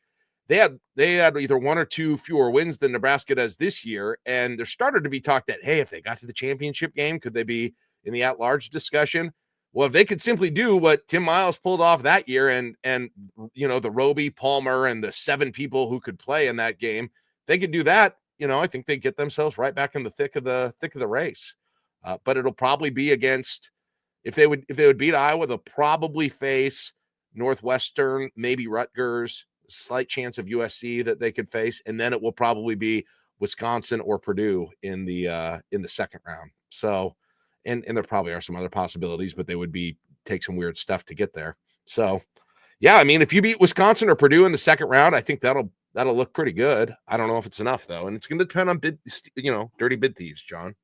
Yeah, John, Jack, I know that you and everyone's going to agree with you. You are saying Bryce has to be awesome. He has to go off over the next however many games if Nebraska's going to have a shot. If I ask you who is like second most important, is it an obvious answer of Juwan Gary, or would you say that somebody else needs to really put together their best stretch of basketball for the next 3 or 4 games? No, if Juwan Gary's in true dog mode, that's the most important. That's what I call it. I've sort of coined, and he looks completely different when he's in that mode than when he isn't. And he's gotten, I think he was there more frequently. There was a huge, when they were on their losing streak this year, he wasn't doing it at all. You saw it from him in the second half of the Minnesota game. You've seen it a few times, but if he's got the highest ceiling of anybody on the team.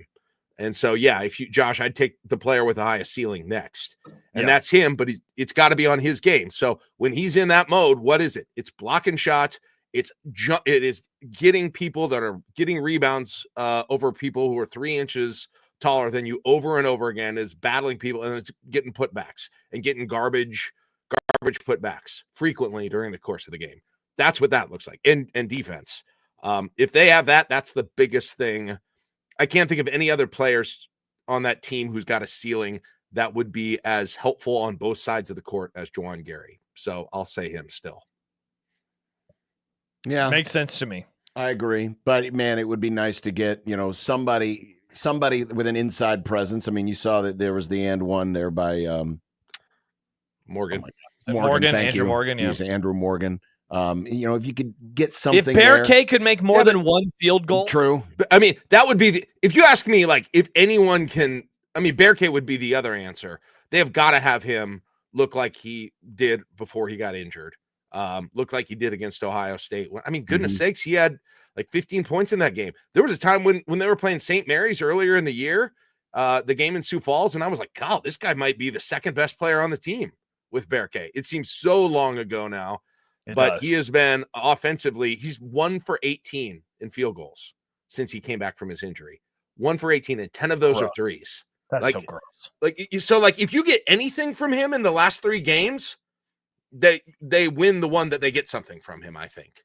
Yeah. Offensively. And he's out there and he's not getting them a bunch except for rebounds. So I don't know if he's still not 100%. I don't know what it is, but at least you've been like getting that from Juwan. But you want to say a player that you haven't been getting from that you need to, it's 100% Bear K. Since the injury, he's just been he's hurt him out there, I think, with his lack of productivity. So how do you like the concept of the Husker games? I mean, I will say this. If they're not going to have a spring game, this is probably the best second choice, I would say. Like, I'm not sure what else. Unless you could like put a concert with it or something. That's probably the best thing that could get people, or me out there to be able to have something football related and still be able to get in the stadium. And the volleyball game is going to be obviously probably the biggest ticket out of the whole thing. It'll definitely be the biggest revenue. Well, at least the priciest. It's the priciest one. I was a little taken aback by the ticket prices for that. I get it. Volleyball fan is really excited about the new generation, but this is a match that does not count. John, I just bought I tried to get for my daughter and Megan tickets to go to the First Serve thing that's coming up in August, the first games for Nebraska next year at Pinnacle Bank Arena. And they put on tickets for all 3 days, like Creighton plays on Saturday too. Yep. And I missed those. And then they had just reduced to single tickets in the 300 level. So I got a pair in the 300 level for Sunday's pair of games, which is Nebraska and Stanford, and I think Penn State and Pitt, maybe. I'm not sure if that's right or not, but nonetheless, I paid $200 for those 2 tickets. Grief. Woo! Yeah. Wow. I mean, you talk about a hot ticket right now. There's been, I don't know, one football game in how long where you've been even talking any kind of difficulty like that to get a ticket. It's just, or basketball, right? I mean, there's nothing that's even close to that. It's almost like they need to build a medium, or like a medium, well, not how would I describe it?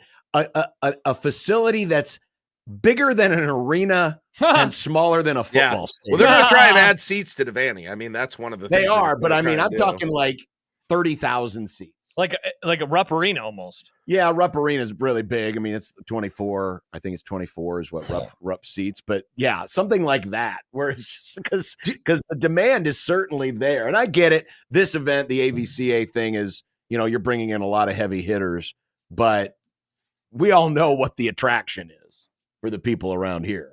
Yeah, and why people are paying the ticket prices that they are. It sounds so funny, but if you took the volleyball game out of that lineup, it would hurt it a ton.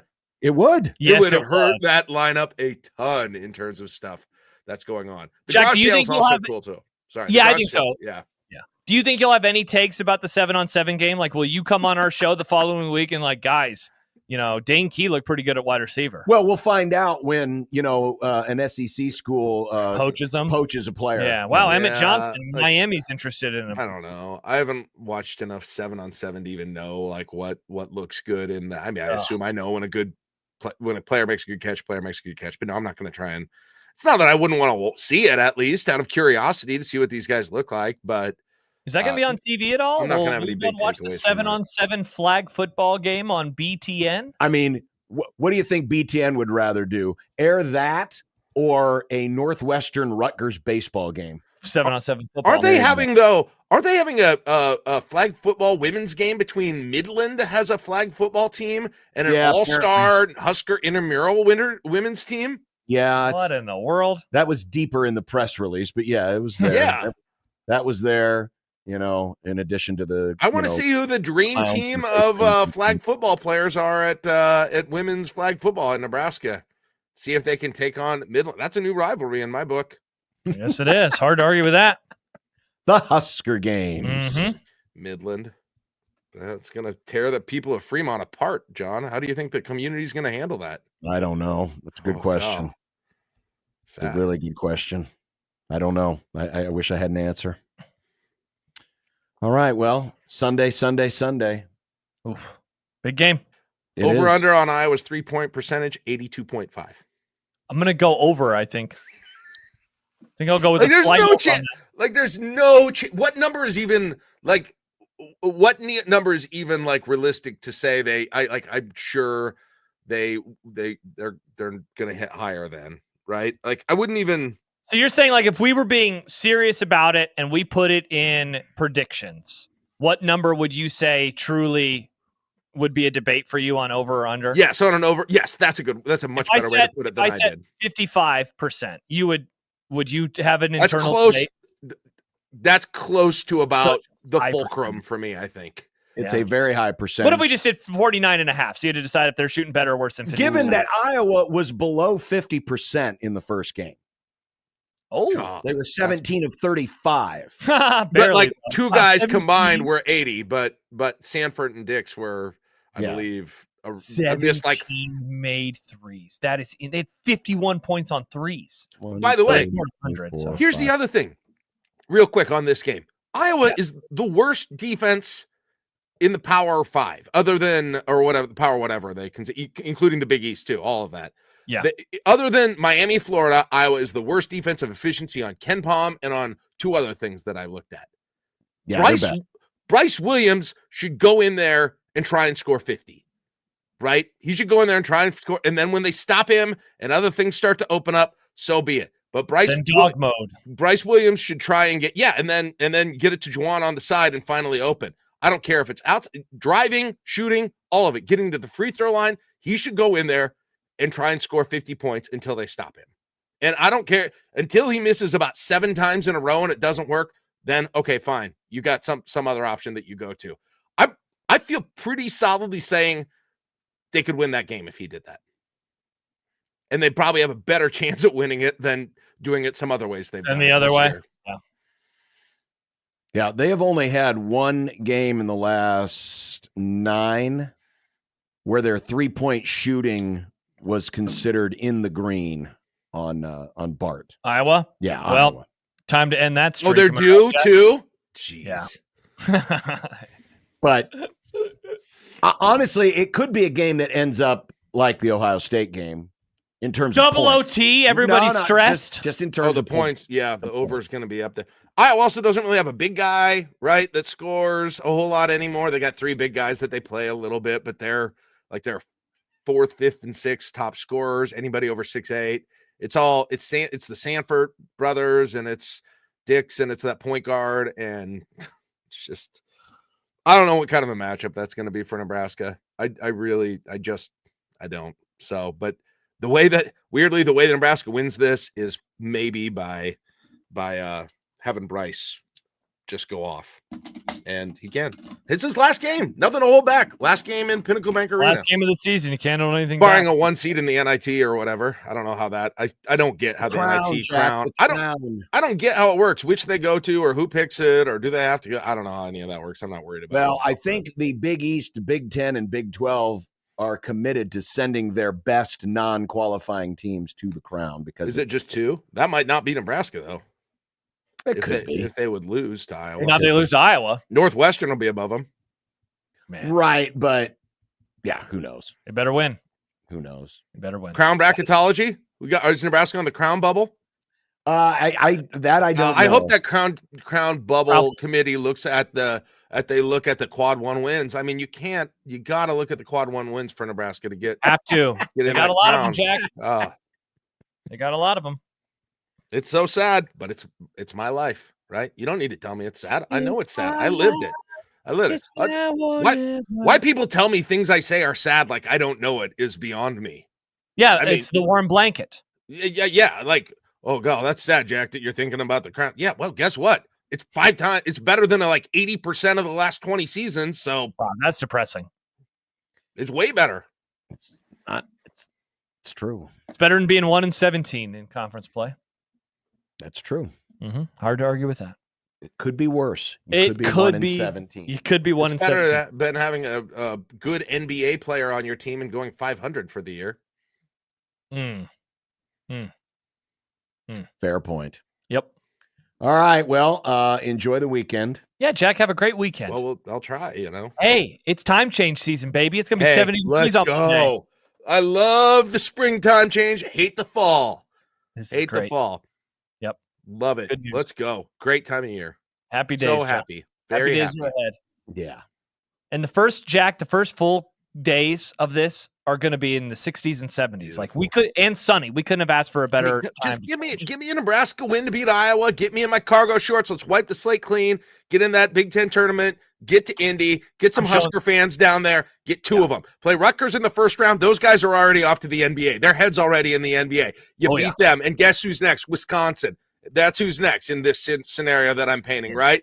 Nebraska has got a chance against Wisconsin in that game. It John Tonje, all of those guys. Plus, Wisconsin's ready to get ready for the NCAA tournament. Now, they already got their seed. Their seed ain't changing, right? They're not winning this thing. They're ready to get in the NCAA tournament. How many teams in the last 10 years have won their conference tournament and won the NCAA tournament? Like 2 or 3. Last year, UConn. Might as well lose if you're a good team. Last year, UConn, Kansas did, and there might be one other one in the last 10 years. Ain't nobody want to win their conference tournament if they got national championship aspirations. None of them do, right? By the time you get to that round, Nebraska's going to have more to play for. Uh-oh. What did I just buy myself into? Uh-oh. I could just talk myself into it. You forget the Big Ten hasn't won a national championship, so do any of them have national championship aspirations? Excellent point, John, but that's beside the point. That's true. Good point. Yeah. All right. That's Jack Mitchell. We'll come back. Got more coming up. Including a sad announcement. A sad announcement is coming up. Alex with that comment. Oh, my gosh. Good stuff. A sad announcement is coming up. But first, Jack's looking for players for his team. You're probably looking for more players for your team. And, NIL is where it's at. That's how these colleges and universities are recruiting and retaining their best athletes. And you can get involved as well and help your team win by partnering with On the Line, because On the Line partners with your favorite team. If you're a fan of the Mavs, if you're a fan of the Jays, if you're a fan of the Huskers, all 3 of our Division I programs here in the state are partnered with On the Line, and here's how it works. Visit athleticsontheline.com, pick your favorite school, then pick a measurable metric. Could be field goals, could be touchdowns, could be home runs, could be points, whatever the case may be. Attach a dollar figure to that amount. And for every time that metric hits, that becomes your donation to your favorite school's NIL. It goes right there so that your favorite school can recruit and retain the best college athletes. Think of it as you rewarding your team when your team rewards you. So get in the game, gamify your giving today, and visit athleticsontheline.com. That's athleticsontheline.com.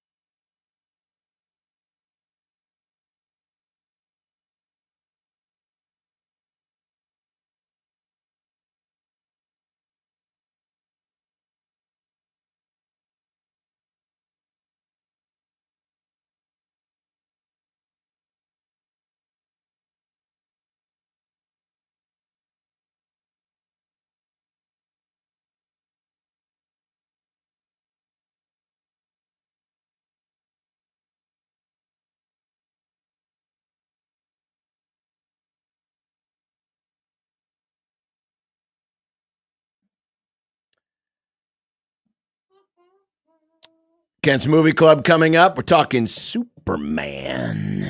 Yeah, there was a text that we got from Bruce that said, based on their brief exchange yesterday, I think John and Josh watched different versions of the movie. It sounds like Josh watched the extended version. I watched the one on Max. Yeah, the one on Max. I'm confused. Were we disagreeing with each No. other yesterday? No. Okay. I think also so. watched the one on Max. Yeah, it's the one. I think we watched now the there same was an extended version that they actually on Max. no, but when it went to the TV networks, when it was aired on ABC, Mm-hmm. they actually had the extended version so that it could carry through the entire prime time, Interesting. even with the commercials. Yeah. Yeah, we watched the same one. Yeah, we watched the same one. Mm-hmm. Either way. I wanted to read this email from Mina, our friend Mina. Oh, Kansas Mina. Oh, I thought it was Kimes. No, not that Mina. Though she was born in Nebraska. Nebraska, for all of the disadvantages and terrible history, does have one advantage they need to invoke. They have nothing to lose. Well, that's hard to argue with. Find a coach from a scandal or a coach who needs to rehab his image. He lists Chris Beard and Patino. Patino's already rehabbed his image, and he's not leaving St. John's. And Chris Beard's not leaving. And he's not leaving either. I think he means the idea of But those the stuff. idea of Yeah, it. yeah, yeah. No up-and-coming mid-major coach wants to be at Nebraska, where football and basketball coaches go to die. They need to break the glass and win a tournament game, and not a play-in game either. Get to the point where they can win a game, make the NCAAs a few times out of 5 seasons. Then it will become an attractive place for an up-and-coming coach. Just bite the bullet, put the morals and the high ground on the back burner for a few seasons to get the program to where it can have a shot at being a winner now and then. So a few things. First of all, Mina always wants to hire the coaches that got in trouble for something. Yes. Mina was arguing for years that Nebraska should hire Art Briles, for example. Yes. Second of all, I agreed with Mina on the hiring of Patino. I was saying that for years, and you said, no, that'd be really bad. And nobody talks about it now that he's at St. John's because nobody cares. You can do whatever you want. Well, now they don't because now it's legal. Because NIL. he's awesome. Exactly. See, but the crime Back then, it wasn't legal. No, but that's not why you didn't want them. It was the sex stuff. Well, but yeah, there was that. And let's face it. I don't care. I know he's a good coach and I know he's won, but he is a pathological liar. Yeah, sure. So anyway, all that aside, like there's like this weird, I don't know, revisionist history now that Fred was always going to be bad. Like this is an incredible hire. Still, I am flabbergasted that they were able to get this guy. That he sucked is beside the point. Like, I don't think that they are ever able to do a better hire on paper than this one. Yeah. Now I don't know who is the other coach that is bad that they like bad as in as a person. Well, the first name that I thought of in this was Will Wade. Will Wade, that's a good one, definitely. And Is he's that a Marvel currently character? at McNeese. So he's already doing his rehab tour at the lower levels. But is Will Wade necessarily a guy who's going to, come in and turn Nebraska basketball around? I don't know. I mean, I don't think he's that good of a coach. In my opinion, and He's not a good coach. In you my know. opinion. He can be a sleazebag. in my opinion, I don't think however this season ends, and it's near its end, is justification for moving on from Fred Hoiberg. Say that again? I don't think this season is justification for moving on for Fred Hoiberg. Oh, no, for sure. For sure. I'm not, I mean, yeah, I can always hear the arguments, but I don't think it makes a whole lot of sense right now. Given that, things are changing. We're now entering in the rev share era. So how much is that going to affect things? Mm-hmm. What's going to be Nebraska basketball's piece? Are they going to get him a GM? Or is he going to get himself a GM? Someone that can monitor and, go out and get players. I just think too many things are changing right now. And I think that while this year might be a disappointment if they don't make the tournament, I don't think you're at that point where it's like, all right, got to pull the ripcord on this and move on and find something else, because too many things are changing at this moment. You don't want any further instability, because I still think that Hoiberg's a good X's and O's basketball coach. It's obvious he can get these guys motivated at the right times. It's just being able to do it all the time. Mm-hmm. So I don't think this is the time to entertain the conversation. 1 year removed from making their first tournament, 1 year removed from winning the Coach of the Year. This year has stunk, no doubt about it, especially given where they have sat at various points. And now you look at this most recent slide and you think, wow, if they were able to get one, if not two more wins, and the last 3 games, they were all very, very, very winnable. They had leads at various points, whether it was in overtime or in the second half. They would be in the tournament. Ifs and buts, I understand all that. And for me, I guess it's not even about like what the program has been or expectations broadly. I think that would be an overreaction. His record is bad. I'm not going to argue that. His record over the course of his time at Nebraska, right? But that's bad. But he's trending. It's weighted down from the first 3 years. I think it's trending which were really, really bad. I think it's trending better. I think next season is going to tell us a lot about where things are going. You know, just like I think year 3 of Matt Rule are going to tell us a lot of things about where his regime is moving. Sure. And that's not to say that either of the guys should be on the hot seats in 25, 26, if you're talking about hoops.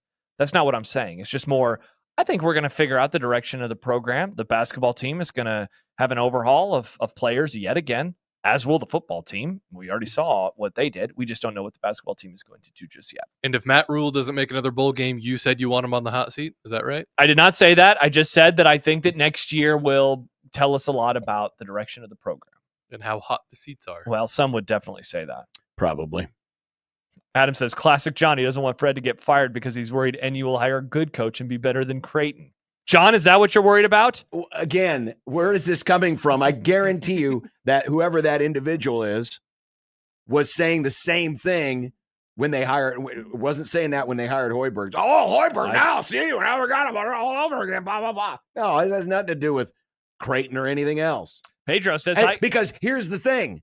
I don't think Nebraska's going to pony up to take the step up from Fred Hoiberg. No, they definitely are not. They are not going to go out and hire somebody and pay them more now than Fred Hoiberg's already getting. Yeah. And also executing the buyout it would take to get rid of Hoiberg. Thank you, especially in the time that they are living in right now in these uncertain times where they're about to do a football stadium renovation and the cost of that, not to mention the cost of revenue sharing. They are not going to fire him right now because if they did, they'd be going bargain shopping for the next coach. Yep. How much time is left on Hoiberg's? It's probably like 6 or 7 years. Oh, wow. Because that's what all the deals usually are. It's always really long. I honestly don't remember. Pedro says, hi, guys. Nebraska has to get the dump truck full of money and get McDermott or Dana.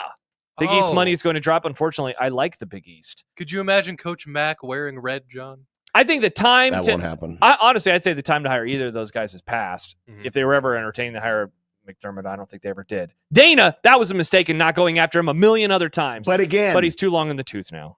To get a coach of that caliber, you will have to pay more than you're currently paying Fred, and you got to buy Fred out. And remember, Nebraska is poor. They're not doing it. They're not, and they're not going to do it. Yeah. And I don't think it's the right thing. Money or no money. I don't think it's the right time to do it. Yeah, and I don't think this is the media caping for him or not holding him accountable. This is a very disappointing end of the season. But I'll read this tweet from Whopper, who I'm fairly confident is a Creighton fan and not a Nebraska fan. Correct. But Whopper writes, if they make the tournament this year, it is inarguably the second best stretch in Nebraska ball's program history. Firing a coach for that is wild. And it is. Sure it is. It is. It would be. Now, they got to get there. I don't think they will, but.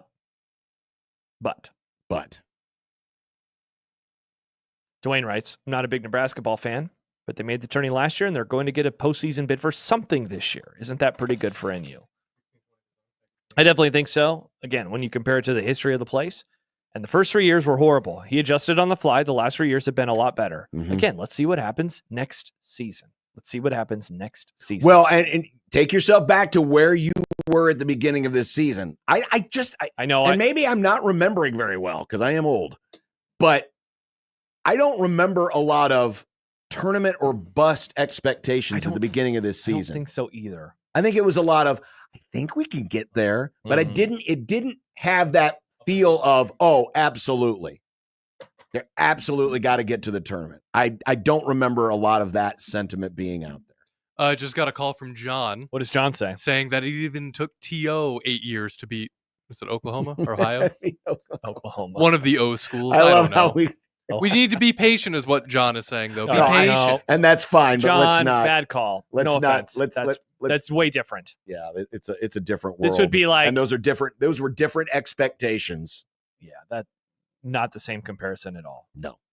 The better comparison for the TO in Oklahoma would be McDermott not breaking through and making the Sweet 16 until year whatever it was for him. Yeah, And it's funny because I've seen a lot of Creighton fans that I've seen on the old JTech Construction Zone Twitter feed this week have been like, "Look, were we frustrated when Greg McDermott wasn't, getting to the Sweet 16, and it seemed like they had hit a ceiling for years and years?" It's like, yeah, of course, but the alternative to firing that guy is scary. And I think it should be scary for a Creighton and even for a Nebraska. Again, not that this moment in time is super, super fun, but, he eventually broke through. I think Nebraska can continue to go on the upswing. It's just been a really disappointing back half to this season. Well, sure. It's been a kind of a confounding one because you went through a long losing streak and then it turned into a winning streak. Mm-hmm. And then now it's back to a losing streak. And this is life on the bubble. Yeah. You're a bubble team and you're playing like it. Yeah. Welcome to the club. You know that meme where it's the handsome guy talking to the female worker and she's like, "Oh, you're sweet." And then it's a big chubby guy and it's like, "Human resources." Have you seen this meme before? No, I haven't. Okay. It's a very good one. Well, why not Happer's meme guy sends it to us and it's Matt Rule on top. Matt Rule is the handsome man in this discussion. Lots of 1-score losses, podcast interviews, great press conference quotes, and a 12-13 record in 2 years. And the woman says, "Oh, you're sweet," with a heart emoji. And the Hoiberg one is went to the NCAA tournament last year, on the bubble the following year, doesn't do podcast interviews, and doesn't use platitudes every chance he gets. Hello, human resources. I found it pretty funny. Okay. I found it pretty funny. Some people are going to get that, and they're going to think 402-951-1620. Hello, guys. Hi, Andrew. Good. How are you? Good. Now, I'm a Creighton fan, so I don't have much skin in the game on Hoiberg. But the way he puts together a roster year in and year out with new pace people, it's not sustainable for consistency. It's just not.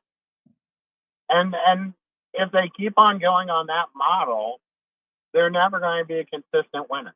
Couldn't you argue, though, Andrew, Creighton's doing the same thing? Well, and now, not this year, because obviously there's a core Not really. Maybe this year they got some, but forget about Creighton. Forget about Creighton for a minute, Andrew. Everyone's going this way. Yes, this isn't crazy, Andrew. Everybody does this. It's hard to keep players on the roster. Yeah. This is college sports. Having. But But what? To say, "Oh, I'm going to transfer and go to Nebraska," because that doesn't mean crap. What? It means you're going to a subpar team that never won a game in the NCAA tournament. So you're going to get these head cases players and the players that aren't good team players. You're not going to get high-level transfers at Nebraska. So what's the alternative, though? What are you wanting? What should they be trying to do? I think they should build through high school, through recruiting. But what if those guys want to leave? Sophomore? What if they want to leave? You can't stop them. You can't hold them down and say, "Stay." So you're saying get 5 new people every year and it's going to...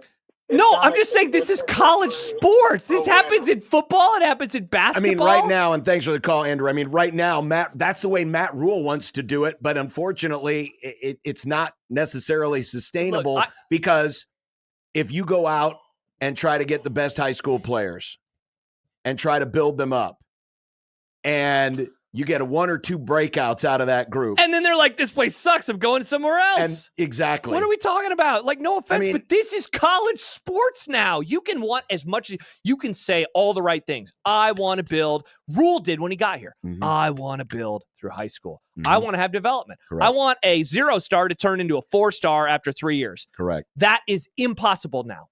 We thought it was a few years ago. I mean, there's always going to be room. There's always going to be room. It's not like people are just going to totally give up on high school recruiting, but I don't think you're going to get a lot of people who are going to lean into that, especially when you're playing in a conference like the Big Ten, where everybody else may be going in another direction and they're just better basketball programs to begin with. And so you're Fab Five of high school freshmen are going to get owned in year one. The ones who aren't disgruntled might stick around. The ones who might look like breakout stars could end up getting poached and, get paid more to go somewhere else. It is going to be hard, whether it's football or whether it's basketball at this level. And I'm talking the power conference level. It is going to be hard to try to do it the old fashioned way. Yeah. Because you're probably going to get beat up by a bunch of older, more experienced teams. And then you're going to get some guys who are like, man, I got better talent than this. I could play somewhere else, and they'll leave. And it's just going to be hard to keep that group together long enough to see the results in years 3 and 4. Yeah, and it's interesting because Adam disagrees with us. He says, I'm with Andrew. Name a high school recruit that Fred brought in and developed into a good player. You have to build your program around high school kids still that develop in the program and then supplement in the portal. You can't build your whole program off the portal. Now, no, it's not about the whole program, but you also can't go to the other extreme and make it all about the high school kids because, again, they're going to get beat up in these types of leagues, whether it's the Big Ten, the SEC, the Big East. You're going to get beat up by old grown-ass men who have transferred from other programs and already have that seasoning of college experience. I just don't like the idea on okay, try to keep them. But what if they don't want to be there? You know? That's true too. Got a text from somebody who's pretty plugged in that says they have a bubble team at best, NIL budget, and they're a bubble team this year. They're getting what they paid for. Yeah, and that's the other fight that Nebraska basketball has to engage in, and that is how much you're going to get in rev share. Yep. What's going to be the NIL, budget? Yeah. Because you have a football monster to feed. Oh, and then there's this volleyball thing over here that would like I cannot wait to see the rev share. I cannot wait to see the rev share. I can't either because programs like this, like a Nebraska, are in a tight spot right now because they don't have the basketball tradition that demands the high expenditure, and yet if you don't spend on them, you're just going to leave them further behind. And so you got to figure out, okay, what's that healthy balance? Oh, by the way, meanwhile, you have all of these other basketball schools who are going to make the investment into basketball. A lot of it. And including one in their state. Here in Omaha, that's just going to keep hammering and hammering and hammering away at it. Yeah. 402-951-1620. Got time for one. Kent's not even in the green. He texted me he'll be here in about 5. So we want to do one more quick call? All right, let's do one more. This is Chris. Hi, Chris. Thanks for waiting. You're in the zone. Hey, guys. Thanks for having me. Yep. Just a quick comment here. Somehow Andrew switched the discussion from should Nebraska keep Fred Hoiberg or not to here's how Fred Hoiberg should build his program. Mm-hmm. But my opinion, so I'm a KU guy, graduated from KU. And I've always thought Nebraska and KU are kind of a perfect dichotomy. Nebraska plays football, KU plays basketball. Right. And when you have a coach that can raise a program like a KU football or Nebraska basketball to at least, a decently competitive level, sure, you always, when you reach that level, you want to reach higher. But, who does this program think they are to say, oh, we should even talk about firing Fred Hoiberg when, whoever it was mentioned, this is really maybe the most successful 3 years in Nebraska ball history.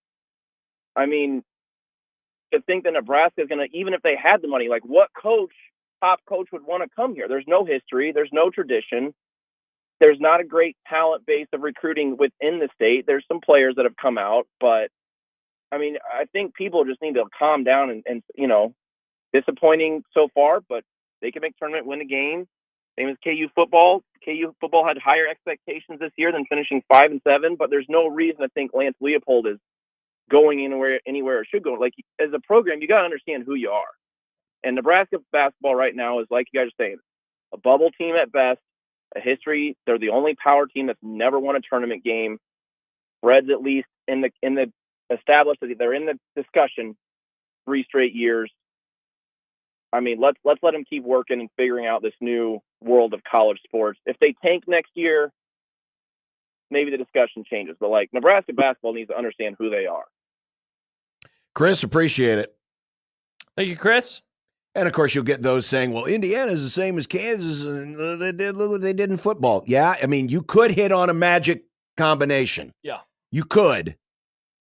But right now, they are in no position, given the recent success and given where they say they are financially and how much things are changing in the world of college athletics, I don't think to be able to afford to just automatically just try to take your expectations from here to here. Because that's what you're saying if you go out and you make a move on Fred, is you're saying we need to be here. Yeah. Folks, you ain't even gotten to this ceiling yet. Yeah. Dave says the fact that you haven't heard anything about basketball from Dannon speaks volumes. That's interesting. That is interesting. Guess we'll see. That is interesting. It has been kind of quiet on that front. It has. I asked Simple about it yesterday or Wednesday. Hey, do we know how Dannon feels? He says, I wish we did. We do not. Nope. And thus, again, that's the reason why someone asked us the question in Dumb Debates. Who are the blue bloods in both sports? The answer is nobody. 0. Nobody. Yeah, you can have football schools that are successful in basketball to a degree, and you can have basketball schools that are successful in football to a degree, but you don't see greatness in both. Yeah, 100%. You don't see greatness in both unless you come from a talent-rich area. Mm-hmm. And even then, very, very difficult. Kent's Movie Club, Superman is coming up next.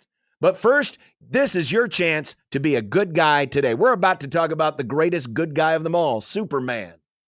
Well, you can be a Superman too by just checking that donor registration box next time you renew your driving, hunting, or fishing license, because good guys do save lives. Did you know one healthy donor can save up to 8 lives through organ donation and impact countless others with tissue donations, such as skin grafts for those who have suffered from burns, or bone grafts damaged in traumatic injuries or cancer patients, corneas that can restore the gift of sight, sports tendons to help heal up tendons to help heal up sports injuries.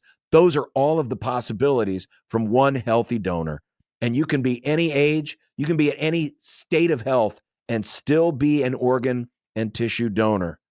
It won't cost anything to your family after you're gone, and most traditional funeral practices are still possible after a donation. So please be a good guy today. Check off that donor registration box next time you renew your license, or visit goodguysavelives.com. Find out how you can save up to 8 lives at goodguysavelives.com.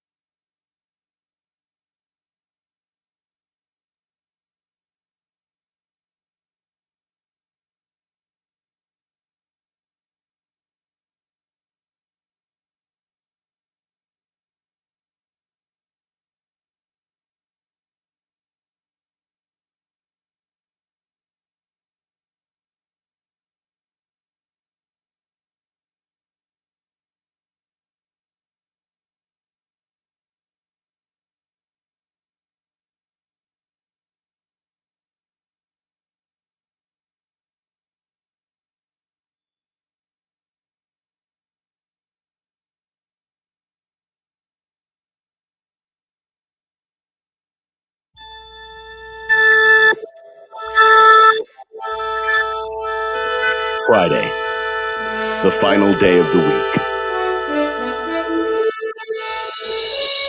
These are the voyages of the program Unsportsmanlike Conduct. Its ongoing mission to explore strange new movies, to seek out new bits and new edification. It's like a little popcorn to guy. boldly Yes! go where no radio program has gone before. Elkent's Movie Club. It's Elkent's Movie Club. Elkent's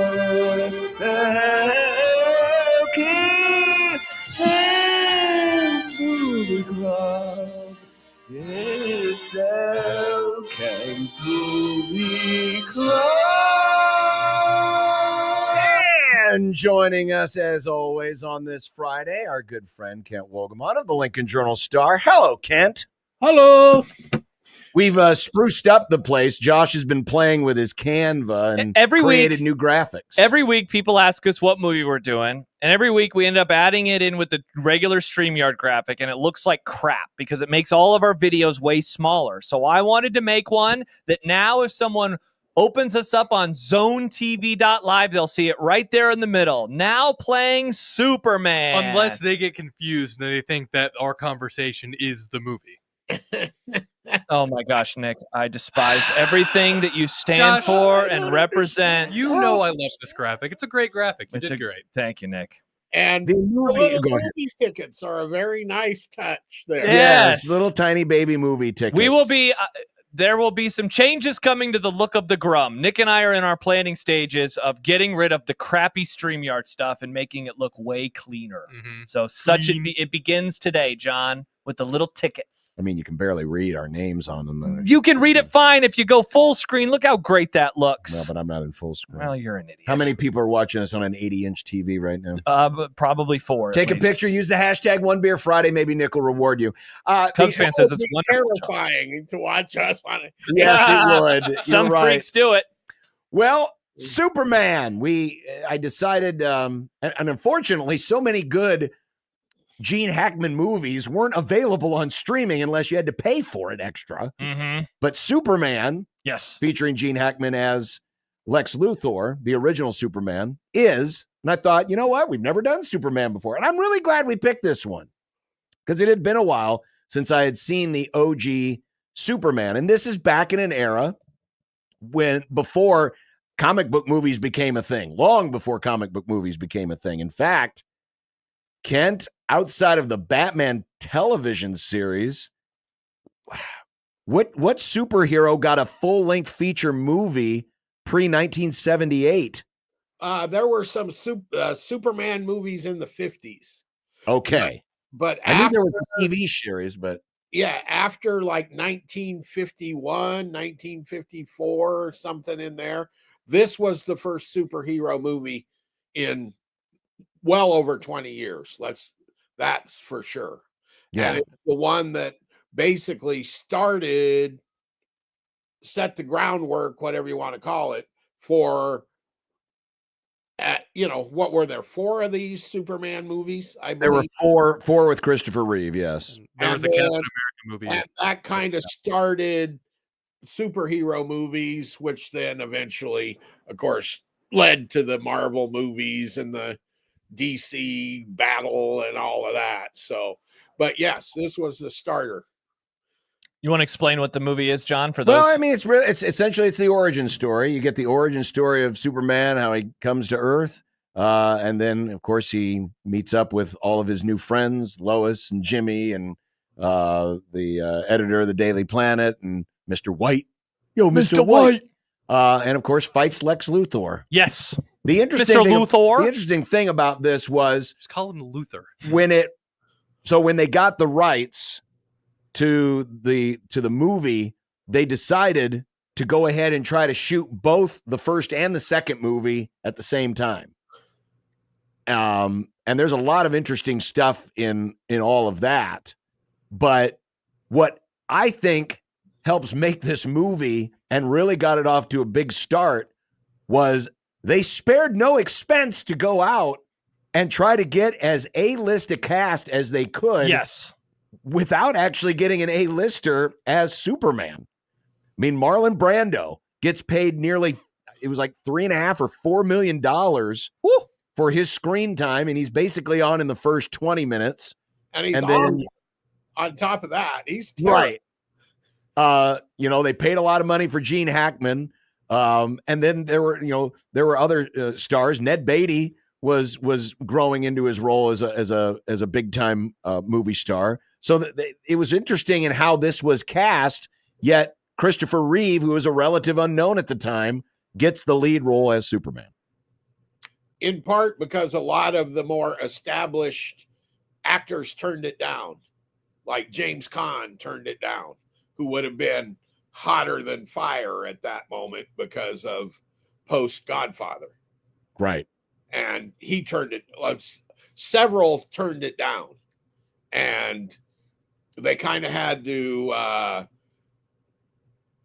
I believe it was maybe a writer or a producer, somebody really wanted Christopher Reeve to do the role. And Richard Donner, the director, kept saying, no, because he wasn't a big guy. He's a skinny, he doesn't look like it on the film, but he was not a big guy, and that director didn't want him. And then they screen tested him and went, well, maybe we should use him.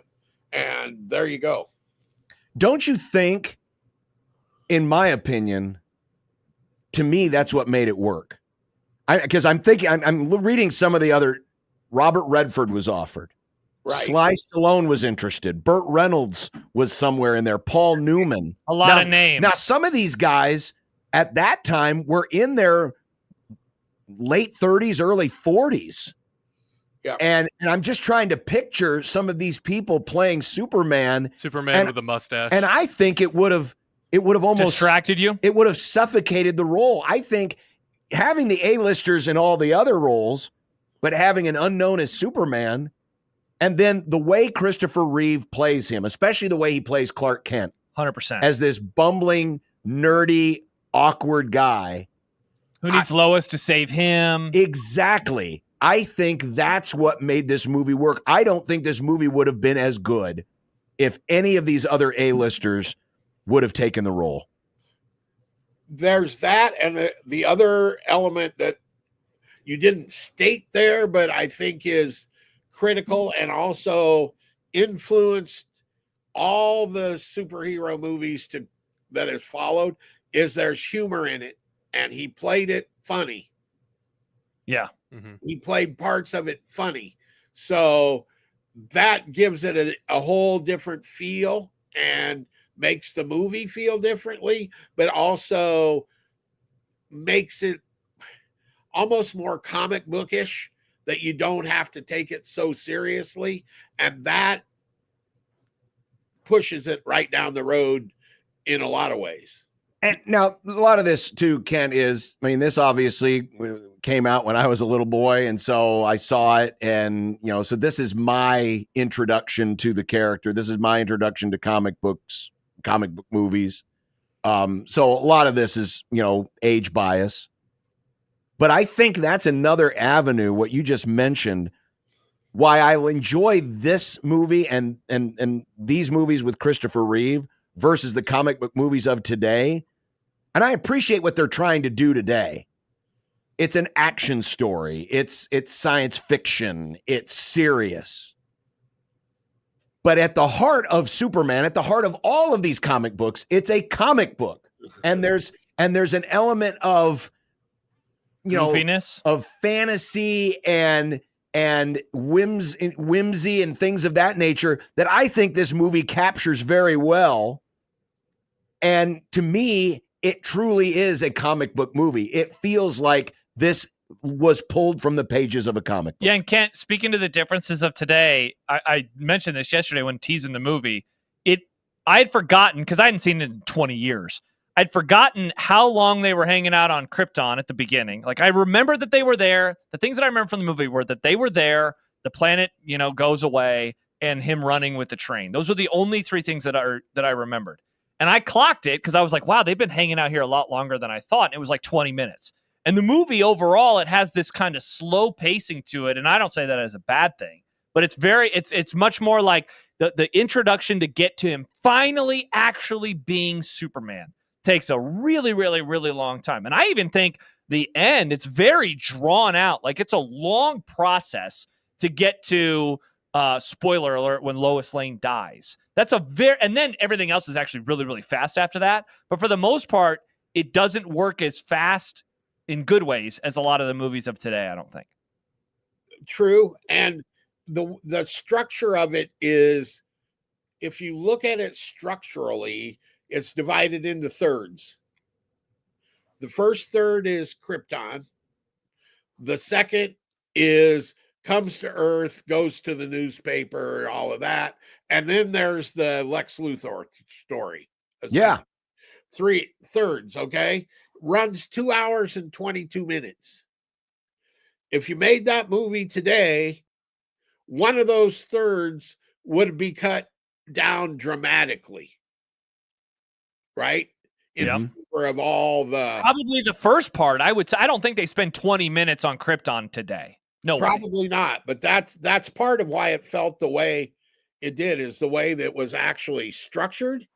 And then on top of that, it's also filmmaking style and filmmaking technology.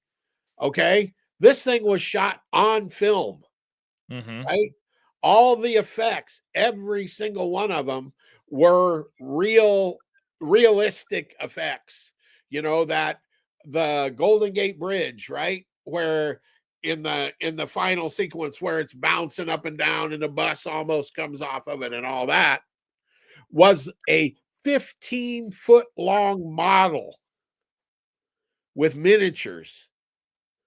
It takes forever to make those models, right?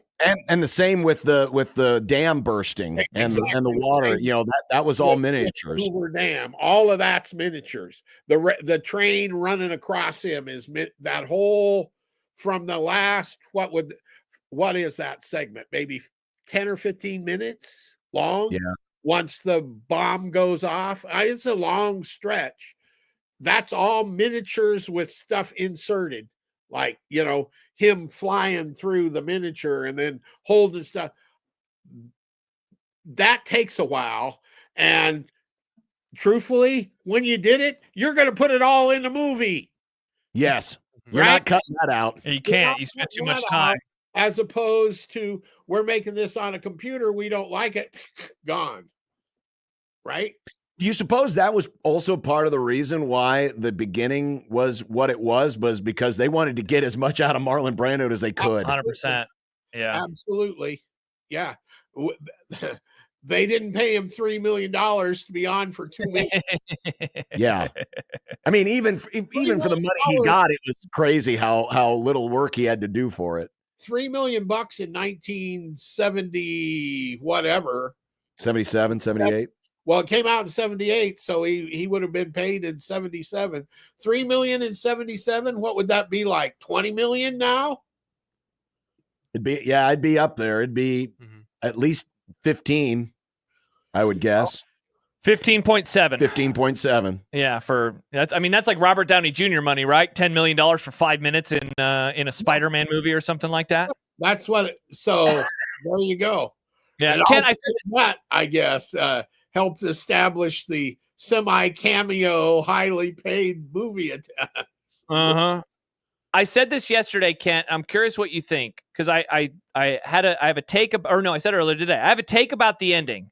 And this is kind of what I've said before. There was a part about episode 9 of Star Wars that I didn't like, where there was this bait and switch of Chewbacca dying and then he's not dead. I think it would have been an awesome move to actually have Lois die. And I know that what's going to happen, that he's going to fly around the planet and he's going to bring her back. But man, I thought that, like, watching it again, I'm like, wow, they're really going for this, knowing that they're really not, though. Is that cheap? Is that a cheap ending that they bring, that he does that he resets the world by flying around it for 5 minutes? And then at the very end, he looks at the camera and winks at you as he flies off into space. Yeah, like, I don't know. I know that they're not going to do that, right? Because they want to make future movies, but that. Well, that was the thing, because remember, they're shooting Superman 2 at the same time.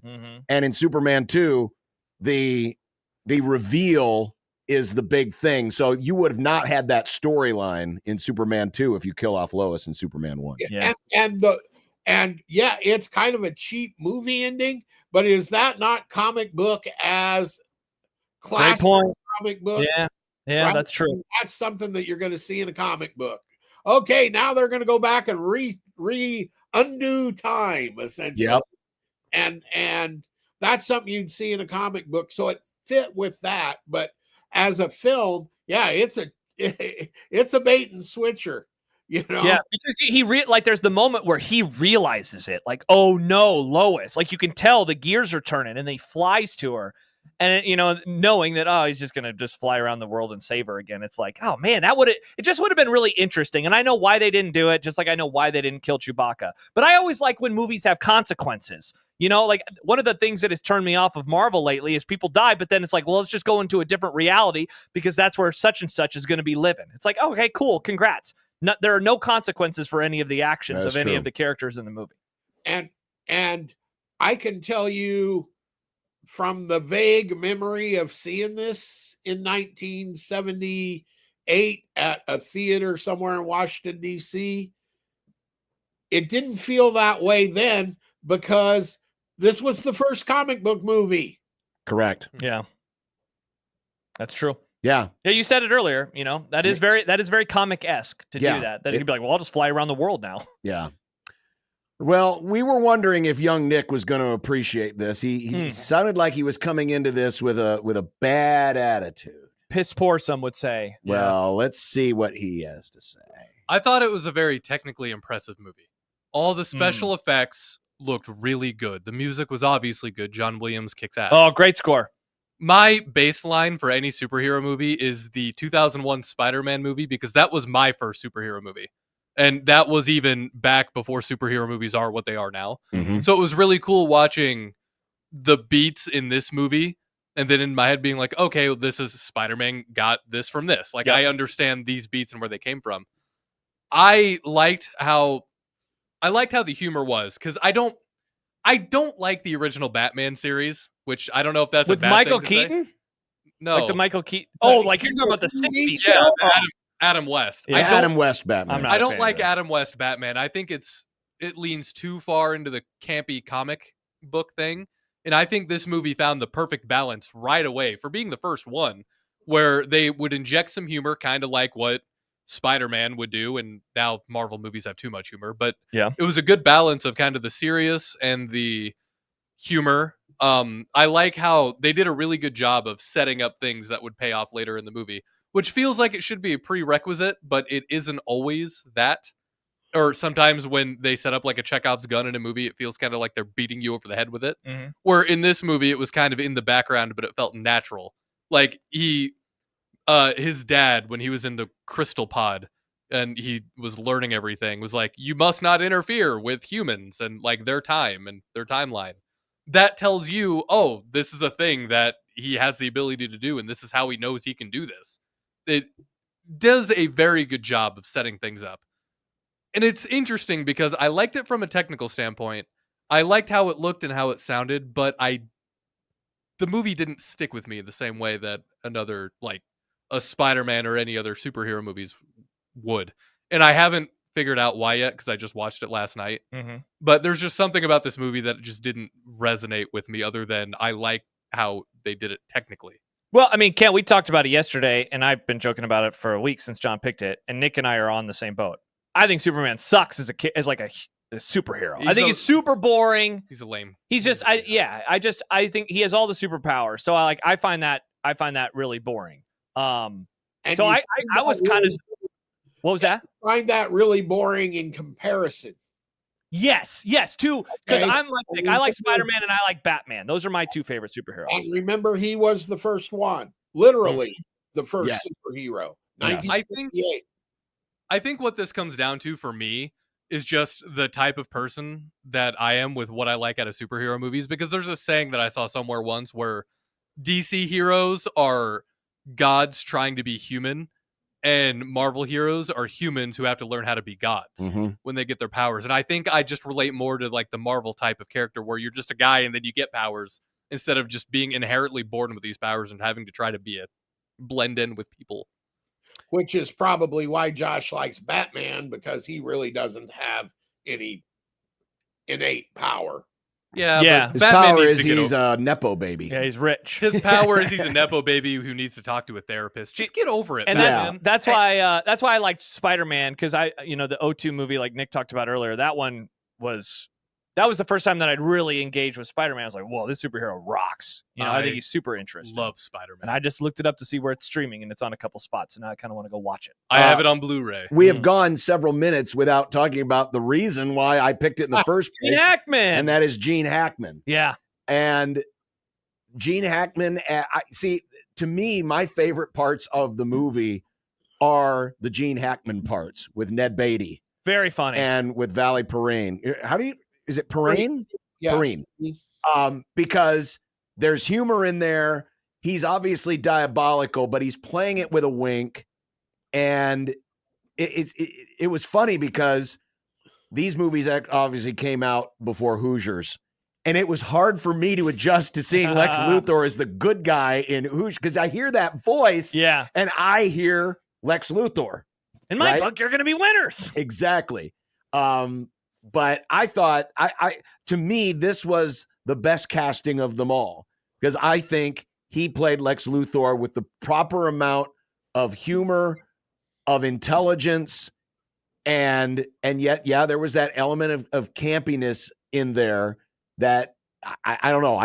He kind of played it like a wrestling heel in a lot of ways, where there's a little bit of over the topness in there, and there's a little bit of humor in there, and he's constantly being put in weird spots because the people he hangs around with are idiots. And I just enjoy. I enjoyed every time he was on the screen. And let me put that in a little bit of context. Okay, this guy, Gene Hackman, in my view, was a great character actor who became a movie star, but not a movie star like Robert Redford. Okay. Right. He was a movie star because of what he was able to play and how he was able to play it in a lead role situation. This one, he's just in there having fun. You can clearly tell, but he has some comic chops, and it showed not only here, but also in Young Frankenstein, which we saw, where he's the blind guy.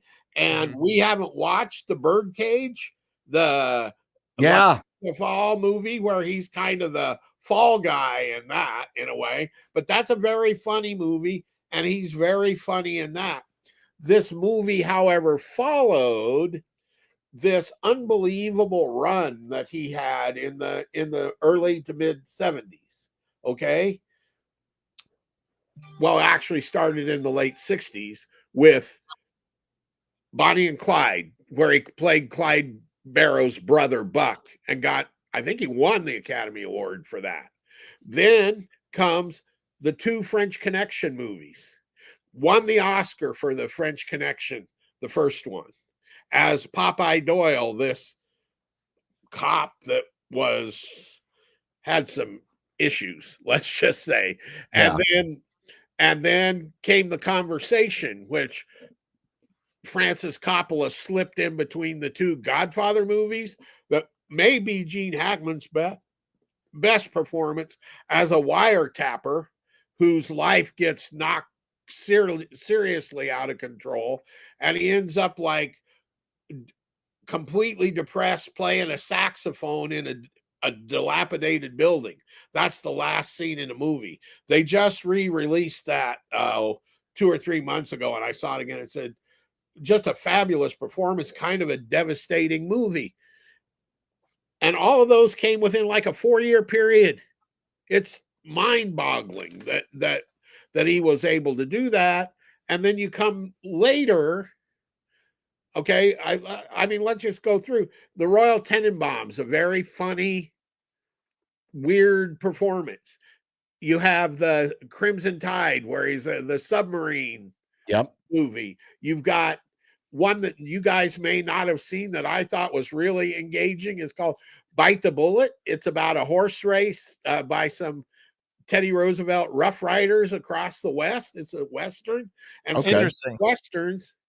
He was the bad guy in Unforgiven, Which we saw. great movie, which we Yes. saw, right? I mean, look at all these movies. I got Enemy of the State. Enemy of the State. Yeah, I mean, this guy, and he was a different guy in every movie. Okay, you go to pick Jack Nicholson. Jack Nicholson played Jack Nicholson in every movie he was in. Correct. Right? A lot of quote movie stars, that's what they do, right? Tom Hanks, in a way, plays Tom Hanks in pretty much every movie he's in. Well, that isn't the case with Hackman, who was a great. I think he was maybe top 2 or 3 actors of his generation, I would say. Also, 20 minutes ago, the news report came out on his death, on the cause, and it looks like his wife died of hantavirus, and Hackman had Alzheimer's, and they think he died of a heart attack because he had nobody to take care of him. Right. And she had passed away a week before him, right? Yeah. Yeah, that's brutal.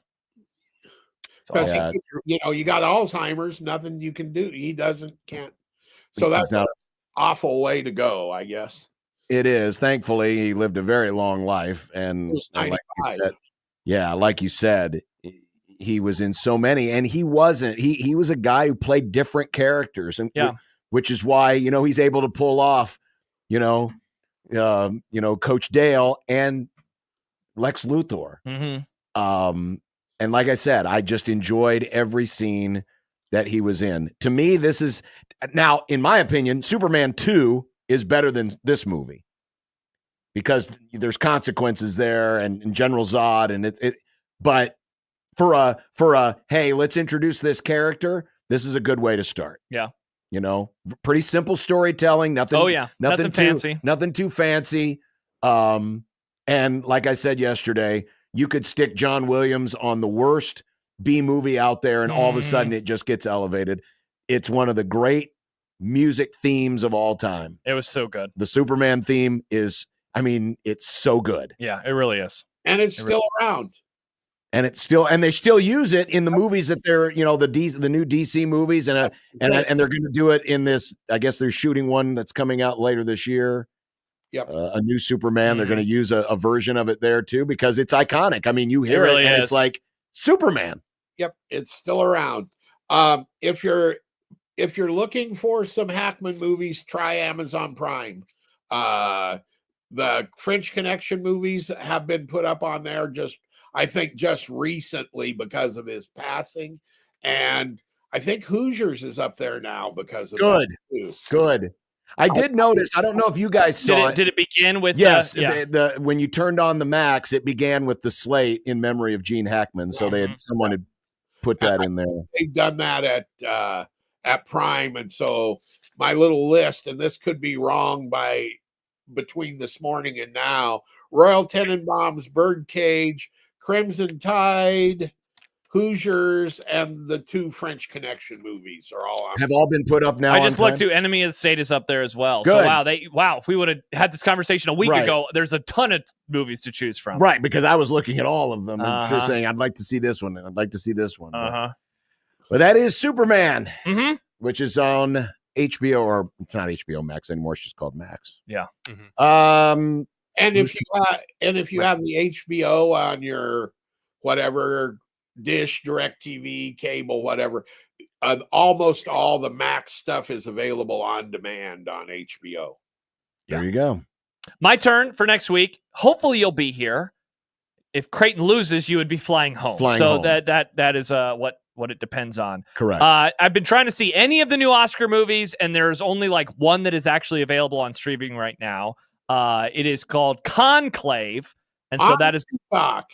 Yep, it's on Peacock. So that's what I'm going with for next week. It's so funny, Kent. Yesterday we were talking about Stanley Tucci. Stanley Tucci is in this movie. Oh. This is about choosing a new pope, which has also been in the news lately. As May be happening again soon. And I watched it.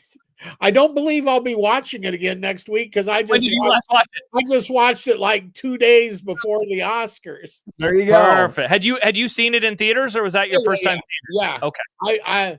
I actually rewatched it because I really liked it in theaters, but it won the Ensemble Award at Screen Actors Guild, which is their version of the Best Picture. And I thought, I wonder if this could actually win Best Picture. And then I thought, well, I'll just watch it because I saw it was on Peacock. So I watched it a week and 2 days ago or something. So Perfect. All right, so we'll do that for next week. It's about 2 hours long. It's available on Peacock. Conclave. All right, there you go. Kent, have a great weekend, and we'll see you next week. See you next week. Bye, Kent. Kent Wolgamont of the Lincoln Journal-Star. Coming up, it's almost a One Beer Friday. Get those picks in because you got a chance to win from Site One Brewing. Because Nick's going to pick one at random, or pick several at random, actually. Four at random. And you can win $50 to Site One Brewing. Yeah, they got food, too. Yeah. So get those picks in and use that hashtag One Beer Friday. Also, I realized we never got to the sad news. We can do that when we return as well. Okay, 1620 The Zone.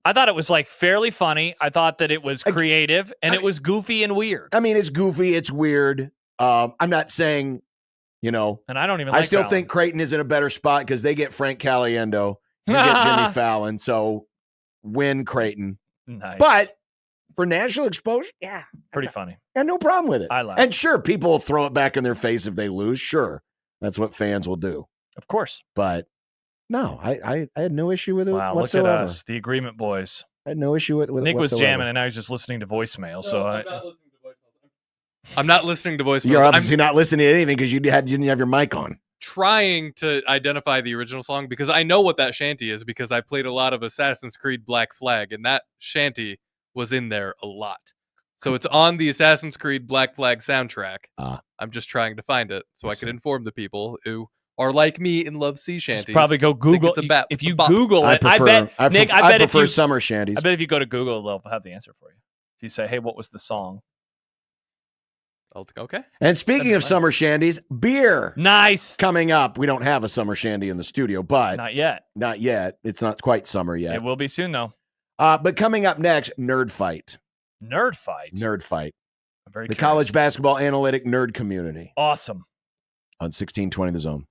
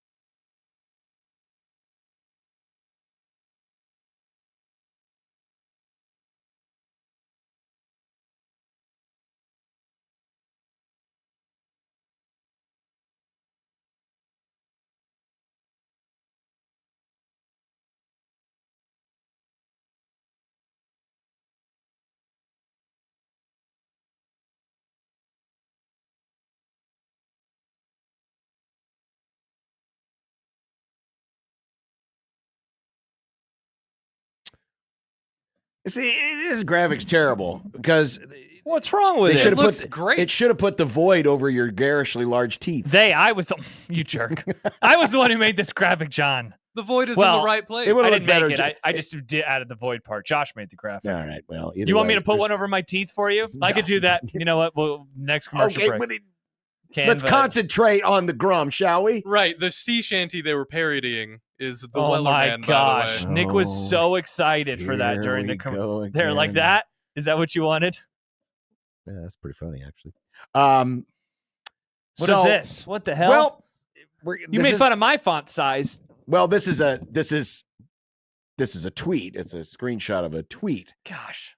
The nerds are fighting. Yeah, who are the nerds? Well, besides you, of course. So there are some resume metrics that are used by the NCAA committee.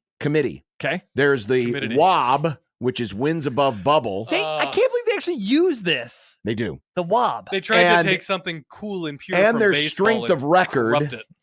SOR, and there's the Kevin Sorry. Pauga index, which is KPI. Okay. They use these three. I've heard of all of them. Pow.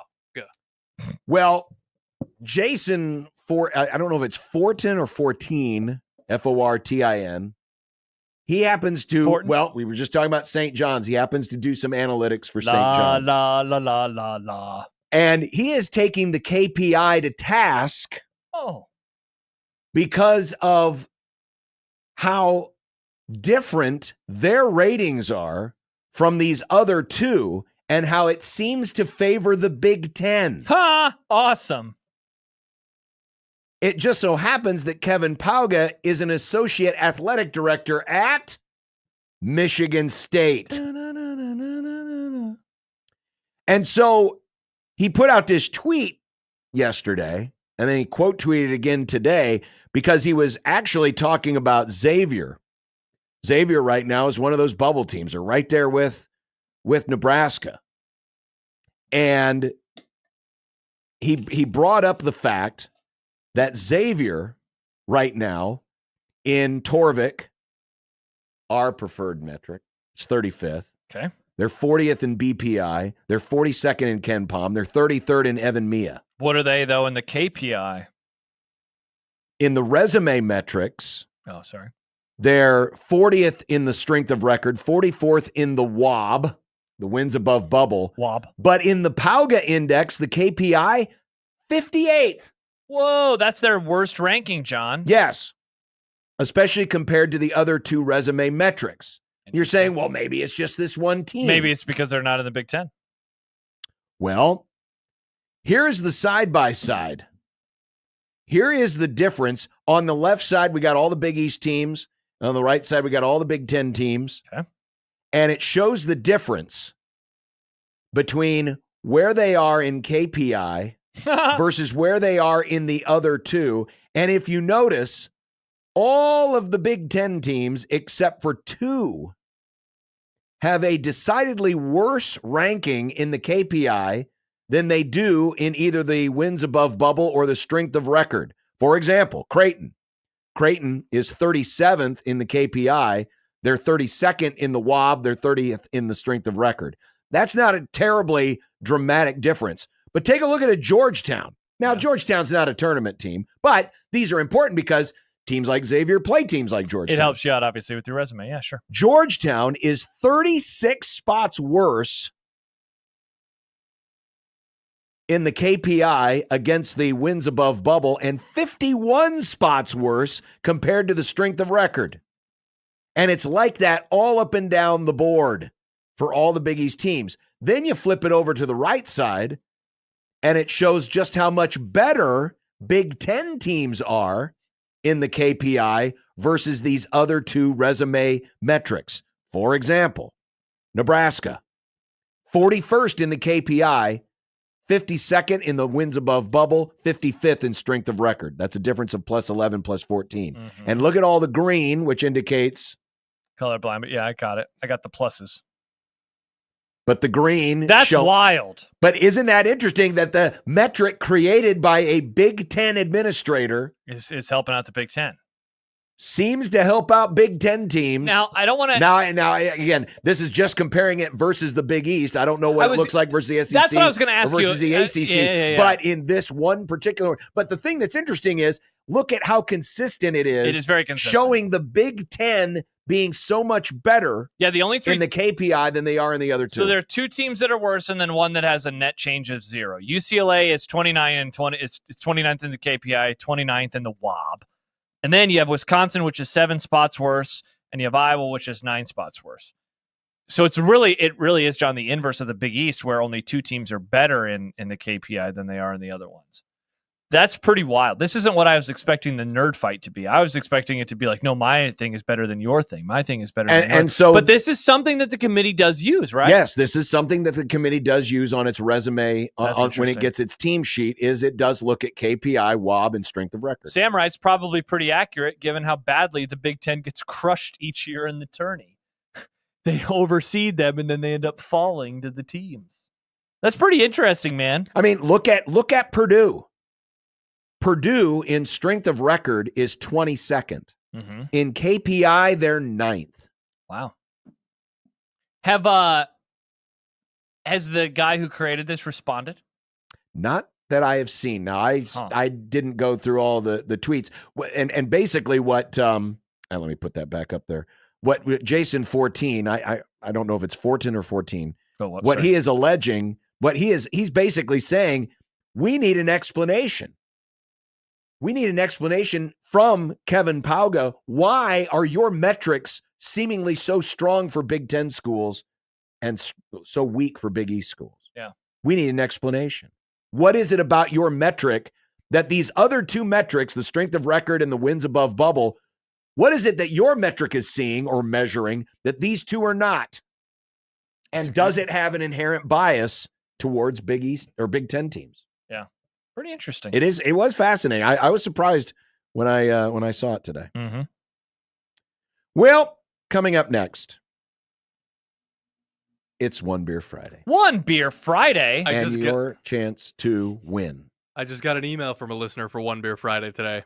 Oh, that's great. From Matthew. He sent me a picture of a Four Loko, a Sour Galactic Punch Four Loko. Now that's a guy who's trying to win a great prize, and that is $50 in gift vouchers to Site One Brewing, which was, or is still, this week's Zone Deal as I go look and see if any of those are available. But you let us know what you're drinking with that hashtag One Beer Friday, and you won't have to pay $25. You will get that $50 voucher for free. For free. Because Nick's going to pick 4 of them at random. So send in your picks of what you're drinking this weekend. Mm-hmm. And use the hashtag One Beer Friday. Oh, yeah. Use the hashtag One Beer Friday. And Nick will pick one at random, and you can win $50 to Site One Brewing. Pretty cool deal. Absolutely. And we're going to drink beer next on 1620 The Zone.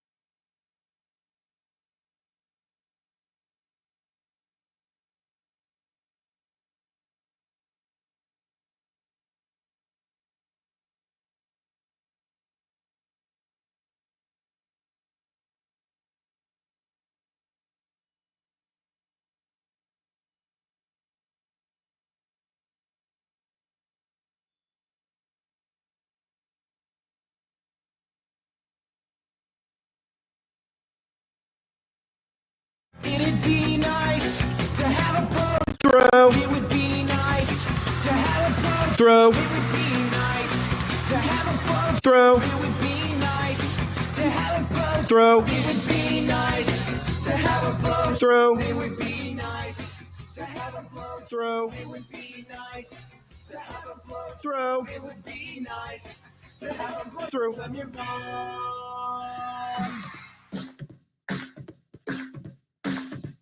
I drank beer with my friends.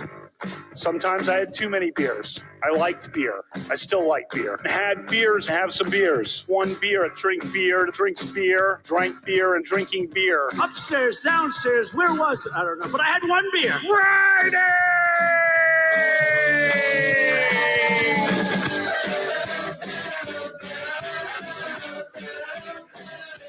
You probably have beer center each week. Ralph Club, biggest contributor. Beer for that. I like beer. I don't know if you like beer center or not. What do you like to drink? Next week. I had one beer. Friday. Yeehaw! Hanging out and having some beers with friends, which I gladly do and which I fully embrace. Well, you think it was... Nope, it was one beer. Friday.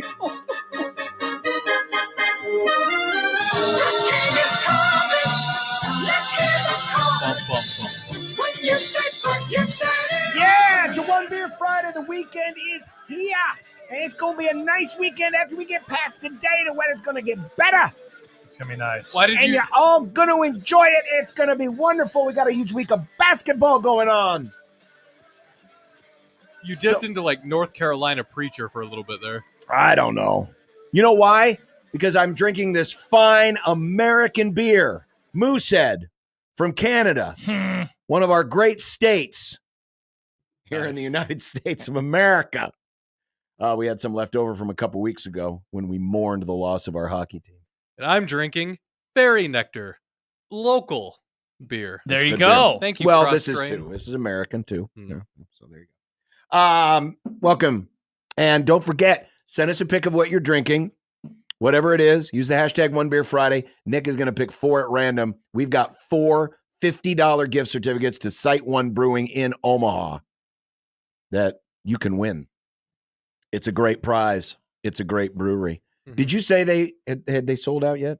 They're not sold out, no. I can't believe that Zonedale is not sold out. I know. Go there now, 1620thezone.com. You get $50 worth for only $25. Bigelow asked, was that Uncle Baby Billy Bishop there for a moment? Oh. Uncle Baby Billy. Come on now. Come on now. That's a One Beer Friday. Come on now. I don't think it was intended that way, Come on it kind of turned that way. It kind of turned that way. Uh-huh. Also, don't forget, That's it's the weekend, and probably making plans to maybe go out to dinner this weekend. Don't forget to nominate your favorite Omaha restaurants. Yes. In the Omaha Food Fight. Nominate them now at 1620thezone.com. So while you're going there and swiping up the rest of those Site One $50 vouchers for only $25, go vote and nominate your favorite Omaha restaurants for the Omaha Food Fight. KD writes, Jahens should absolutely punch John for that Canada joke. Yeah, I hope he whoops your ass for that. Jahens is not a violent man. He's a good man. He's a good, decent man. Well, I thought you were. He's a great American. No, I don't think he is, John. I think he's a great Canadian. Well, he will be there tomorrow. It'll be senior day. We'll have coverage starting at 3:30. One more senior day. One more senior day. It is amazing how quickly this basketball season flew by. I could not agree with you more. That this will be the last time I walk into CHI Health Center for this season. Unbelievable. Mm-hmm. And then it's off to New York, and then who knows where. Yep. Somewhere for the NCAA tournament. But we'll have all the coverage right here on the Zone tomorrow. Sam writes, the time change. Salute emoji. Could not agree more. That's the best part of this weekend. No, it's not. It's going to be great. Sunday night, the sun won't be setting until almost 8 o'clock. You'll still be inside. What difference will it make? Hell no. We're grilling this weekend, baby. We're grilling. You know what that means? So I'm going home this weekend to celebrate my little brother's birthday. Classic Nick. Then I'm going to come back Sunday, and the sun will still be out by the time we get back to Omaha. Amazing. That will be glorious. Absolutely glorious. We're coming upon a great time of year, John. Not the best, but a great. Oh, Jordan writes it. That means we're just that much closer It's a football. Baseball. 174 days away, folks. It's going to be here like that. You know, we're only just like the basketball season being over like that. I think we're only like, what, a week or so away from the Japan series? Say a weeb? Yeah, it's like it's a week and a half. That's the start of baseball season. That's right. Major League Baseball. Those are real games, Josh. They matter. They count. Yeah, I'm not going to watch. When you're Cactus League champion, Chicago Cubs. Are you going to wake up? Squash the Dodgers. Are you waking up to watch that? Yes. Wow. Will you? I mean, I'll be somewhere like I was last year. That's how life exists. You will be somewhere in one of them NCAA towns. Wow. Are you going to be in that weird square from Superman? The Phantom Zone? I hope I'm not in the Phantom Zone. Where are you hoping to go? If you could pick any of the sites, where would you want to go? Well, I was going to say Raleigh because I've not been to Raleigh. But if we're in Raleigh, that means we're probably matched up with Duke. Yeah, that'd be a so bummer. I don't know if I like that. Isn't the answer Rupp? Like you could go to Rupp Arena. That would be cool. Is Rupp a first-round site? Rupp is indeed a first-round site. The first-round sites are in Providence, Rupp Arena, Lexington, Wichita, Denver, Ball Arena, Cleveland. Denver's got good vibes. It does have we good had vibes. good vibes in Denver a few years ago. Cleveland, Milwaukee, Raleigh, and Seattle. Those are the locales. Yeah, I would like to visit Seattle, but I don't feel like I don't want to go all the way out there. Well, yeah. Plus, it's not like you're going to be doing stuff. You'll be watching basketball all the time. Seattle's a great city, but you're not going to get to take advantage of it like you could on a vacation. Yeah, you couldn't go to. And I don't want any of my great success to rub off on those people because the Rams, I hope you get to go to Rupp Arena. I think that would be super cool. I've never even heard of that place. Rupp Arena? Yeah. It's where Kentucky plays. It's Kentucky Wildcats. What is it, John? You said it earlier. 20. Let's look it up. I think it's 24,000. It is huge. It's a big building. It is absolutely massive. It is a very, very big building. Yeah. Well, the American Athletic Conference announces today the AAC. The AAC. What'd they say? They are the first league to set a minimum standard for revenue share. Because right now, all teams that want to opt in can opt in at any amount up to $20.5 million. You don't have to go all the way to the max. You could go less than that if you choose. But the American Conference has adopted a policy that will establish a minimum standard, and that minimum standard is $10 million. So they are insisting that all of their members, hey, you're all in for at least $10 million. Mm-hmm. That's the first conference to do anything of the sort. I appreciate that. You appreciate that? Yeah. You respect that? I do. Do you think the Big Ten is going to say you have to spend all 20.5? Because this is interesting. It's a minimum, but it's half of what the deal is. Well, they're also a group of five. 100%. So I'd love to know about the big dog conferences and if they will demand that their schools spend 100% of that number, or at least the Big Ten and the SEC. I don't think they need to. You think they will, regardless? Obviously the big dogs are going to go all in. And it's going to be up to everyone else to decide to keep up. And I think it's going to be implied that you'll need to go all in. Mm-hmm. But I don't think they're going to commit a blanket policy because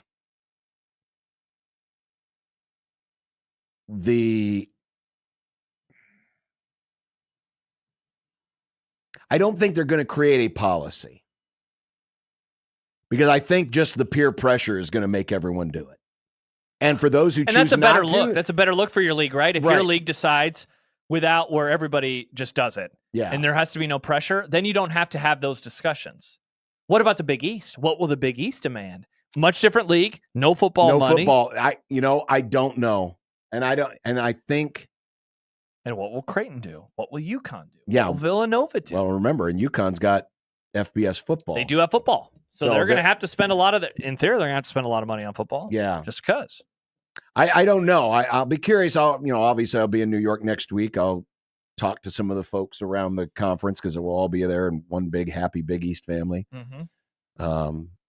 And I'll be curious to hear, what some of the talk is of who's going to spend what. Obviously, it's going to be mostly towards basketball. See, and that's the thing. It's a two-part question for me. The first part is, I wonder what the league would set at a minimum if they decide to set a minimum. I wonder what Creighton would spend. overall. And then, of course, I wonder what Creighton will spend on basketball. $20.5 million.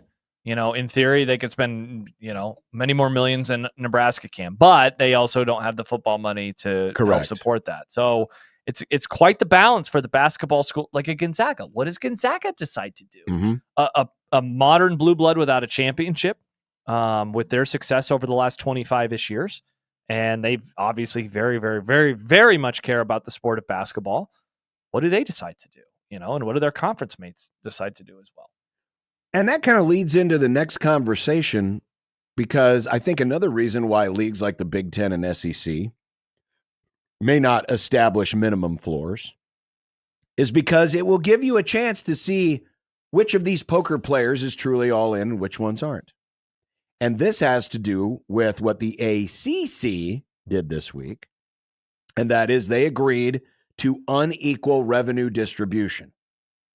They basically caved in to Florida State and Clemson's demands to split the pie unequally.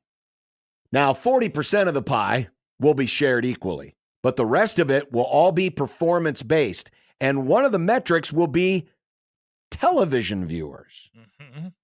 What are you bringing to the table in terms of attention? What is your true value to our conference? Wins and losses, great. But are people tuning in to watch you over somebody else?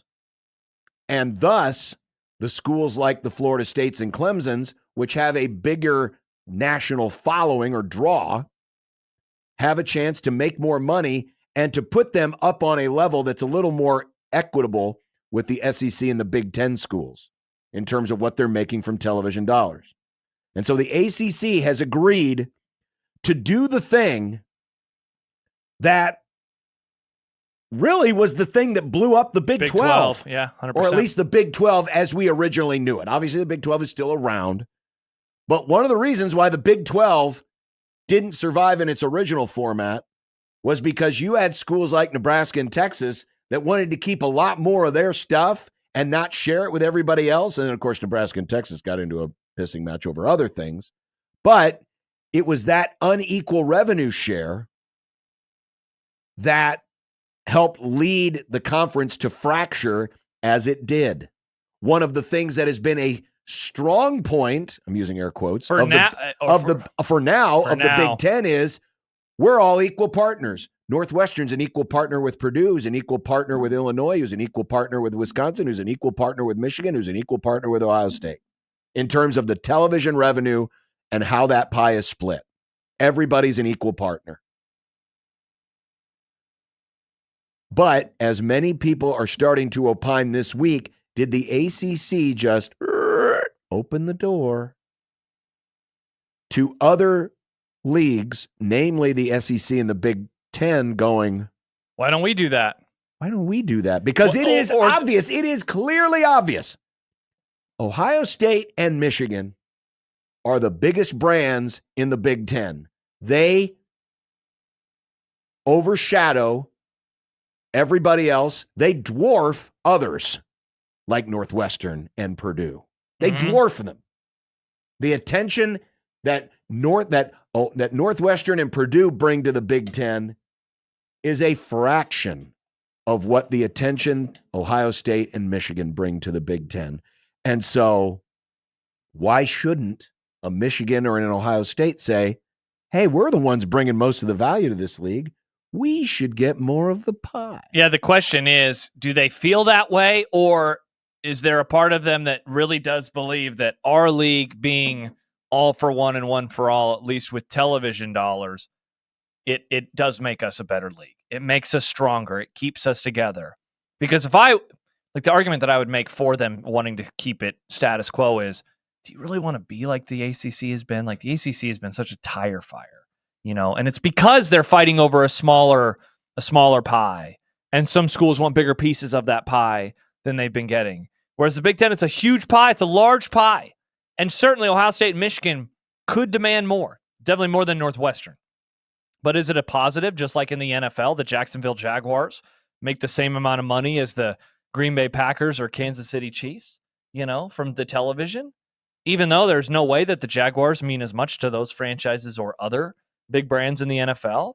Like that is a positive for the NFL to stay together. And there are other ways, of course, that the other franchises are able to make more money. Just like Ohio State and Michigan still do make more money than Northwestern does, even if they don't make more money from their television dollars. Oh, but Josh, the NFL, you might say, is a super league. It is indeed a super league. That is and true. this is what some folks believe could be the gateway to a super league, where the grandest brands get together because they're the ones that are bringing in the eyeballs. They're the ones that have the more national notoriety. They're the ones that are driving the sport and the revenue. Yeah, if anything, what is more likely to me is not that Ohio State and Michigan demand more from their current contract. It's that Ohio State and Michigan demand more, and thus they have a new contract, and that is a Super League contract. I would put this on the long-term list. I would be surprised if the Big Ten went to unequal revenue sharing. I would not be surprised, though, if Ohio State and Michigan left the Big Ten or did something that results in them and other big schools coming together in a Super League. That would not shock me. No. I would be shocked if this type of thing I would be shocked by. You know what I think is more likely? And I've been thinking about this. Well, I would say this. I wouldn't be shocked by it only if it keeps the league together. If the Northwest, because what's the reason why the ACC did this? It was to keep the league together. Yeah, 100%. It was so that the Boston colleges and the Virginia Techs, Cal, and the Cals and the Stanfords. Yes, we're watching Stanford and North Carolina play baseball right now, and I had to remind Nick this is an ACC conference game. Yeah, but my bad. The Stanford Grand Slam, by the way. But that's why they did it, so that these teams at the bottom and the middle of the tier can stay attached to the teams at the top of the tier. Yeah. And that was the justification used in the Big 12 back in the day. Let Texas have their own network because they're happy here and they can do those kinds of things. And we need Texas because without them, we'll get a smaller television contract. And that's why they agreed to do it. And that's why the lesser teams or the lesser products in the ACC agreed to do this. So to answer your question, if Ohio State and Michigan decided to walk in and lay their cards out on the table and say, we deserve more. If you're a Northwestern or a Purdue, you may have no choice but to give in to them, if only to keep the league together and to keep them viable. Because if a super league happens, guess who's on the cutting room floor? Purdue, Northwestern, and a few other schools and a few other schools as well. You know what I think, honestly? I've been thinking about a lot of what could be a big part in whatever happens next. What was the thing that happened last year with the Big 12 that they haven't done it yet, but there was reporting from Brett McMurphy right around the time of the College World Series where they were bringing in the private equity. Private equity. So they're looking very heavily into this. So, we talked about it a little bit. I know that was right around the time that you would have been gone for the game. So I don't know how much you and I actually had a chance to talk about it on the air. But there was a conversation recently that after the Eagles won the Super Bowl where their owner was mentioning that they sold a stake in the Eagles, basically that as an infusion of cash, so then they can spend all the money that they are right now and not have to worry as much. There's a part of me that wonders if you don't like private equity coming to college sports, like, you're going to be really, really, really pissed off and frustrated, because I think that might be a play more than we're, realizing. When we talked about it last year, it was like, wow, the Big 12's got to do this to survive. But what's stopping, and I think it was the Eagles situation that made me realize, what's stopping a big dog conference from trying to do the same thing, whether it's because of the amount of money that they're about to spend on their rosters, on stadium projects, on anything. What's to stop them from wanting to do something like that to help them get an infusion of cash to keep living like they are? Because they don't want to cut. They don't want to make cuts. They don't want to spend less on coaches. They don't want to spend less on facilities. They're so used to it. Well, they're very used to it. And oh, by the way, staffs are only getting larger. Yeah, 100%. Nebraska's got more assistant coaches than they've ever had before because they can. Now they've got a front office. They have GMs and assistants to GMs and things, positions that 5-10 years ago did not exist. And everybody's doing it. And so They just keep spending and spending and spending and spending and spending and spending because everybody else is doing it. And oh, by the way, boom, here comes player payment. Yeah. Which was a line item that had never existed before. And so they want to keep living like they are living, right? Yeah, it's one thing if you add a $500,000 a year job. It's another thing when you got to spend $20 million that you didn't have to spend before on paying those annoying athletes.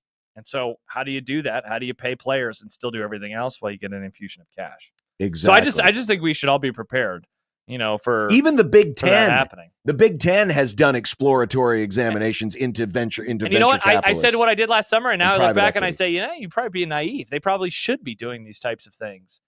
At least if they're going to try to operate like they are. This is already business. They're not doing this out of the goodness of their own heart. These are businesses. They're trying to make money. They're trying to survive. They're trying to survive in the way that they have been. Yeah. So a divorce goes through, and one party is used to living a certain life.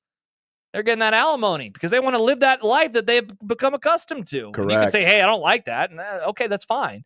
But that's the way that life works. And that's what these schools are going to be trying to do, especially if they're spending $20 million on their rosters of their own cash. But then when you bring in another partner like that, guess what? That partner's going to expect to get paid. They will. And thankfully for you, you'll still be making in a lot. You'll still be raking in a lot of money from the television networks and from your stadium and all sorts of stuff. Amusement park rides. Maybe they'll just put a roller coaster around Memorial Stadium. Watch the game from the roller coaster as it goes around Memorial Stadium. Are they doing that for the Husker games? They could. I don't see why they couldn't. They can call the roller coaster the Husker experience. They could. Works out. They definitely could.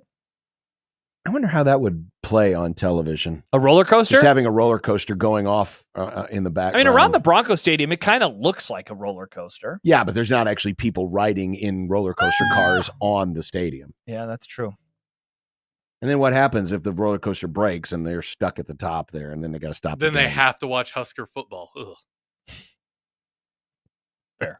That's they get to watch Husker football, Nick. They get to. Oh boy, Bowling Green.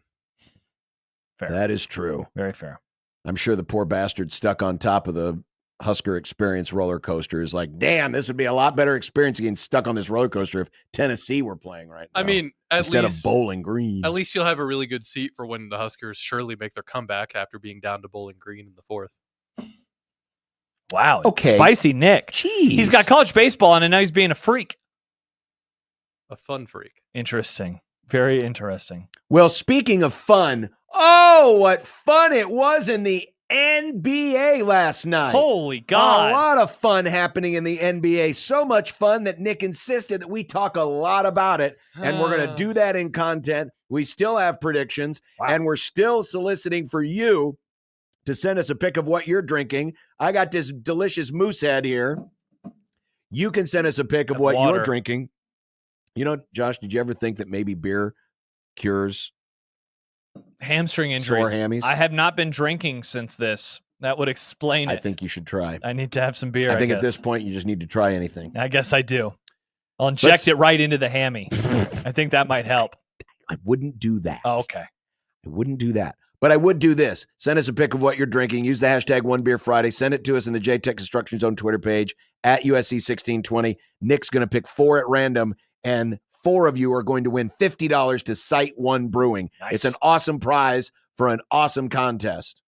And all you're doing is sharing with the world, hey, look at this beer, or look at this cocktail, or look at this wine. Oh, or look Hell, at it this could be a Four bottle. Loko. It could be a bottled water for all you care. Yo, One Water Friday. 1620 The Zone.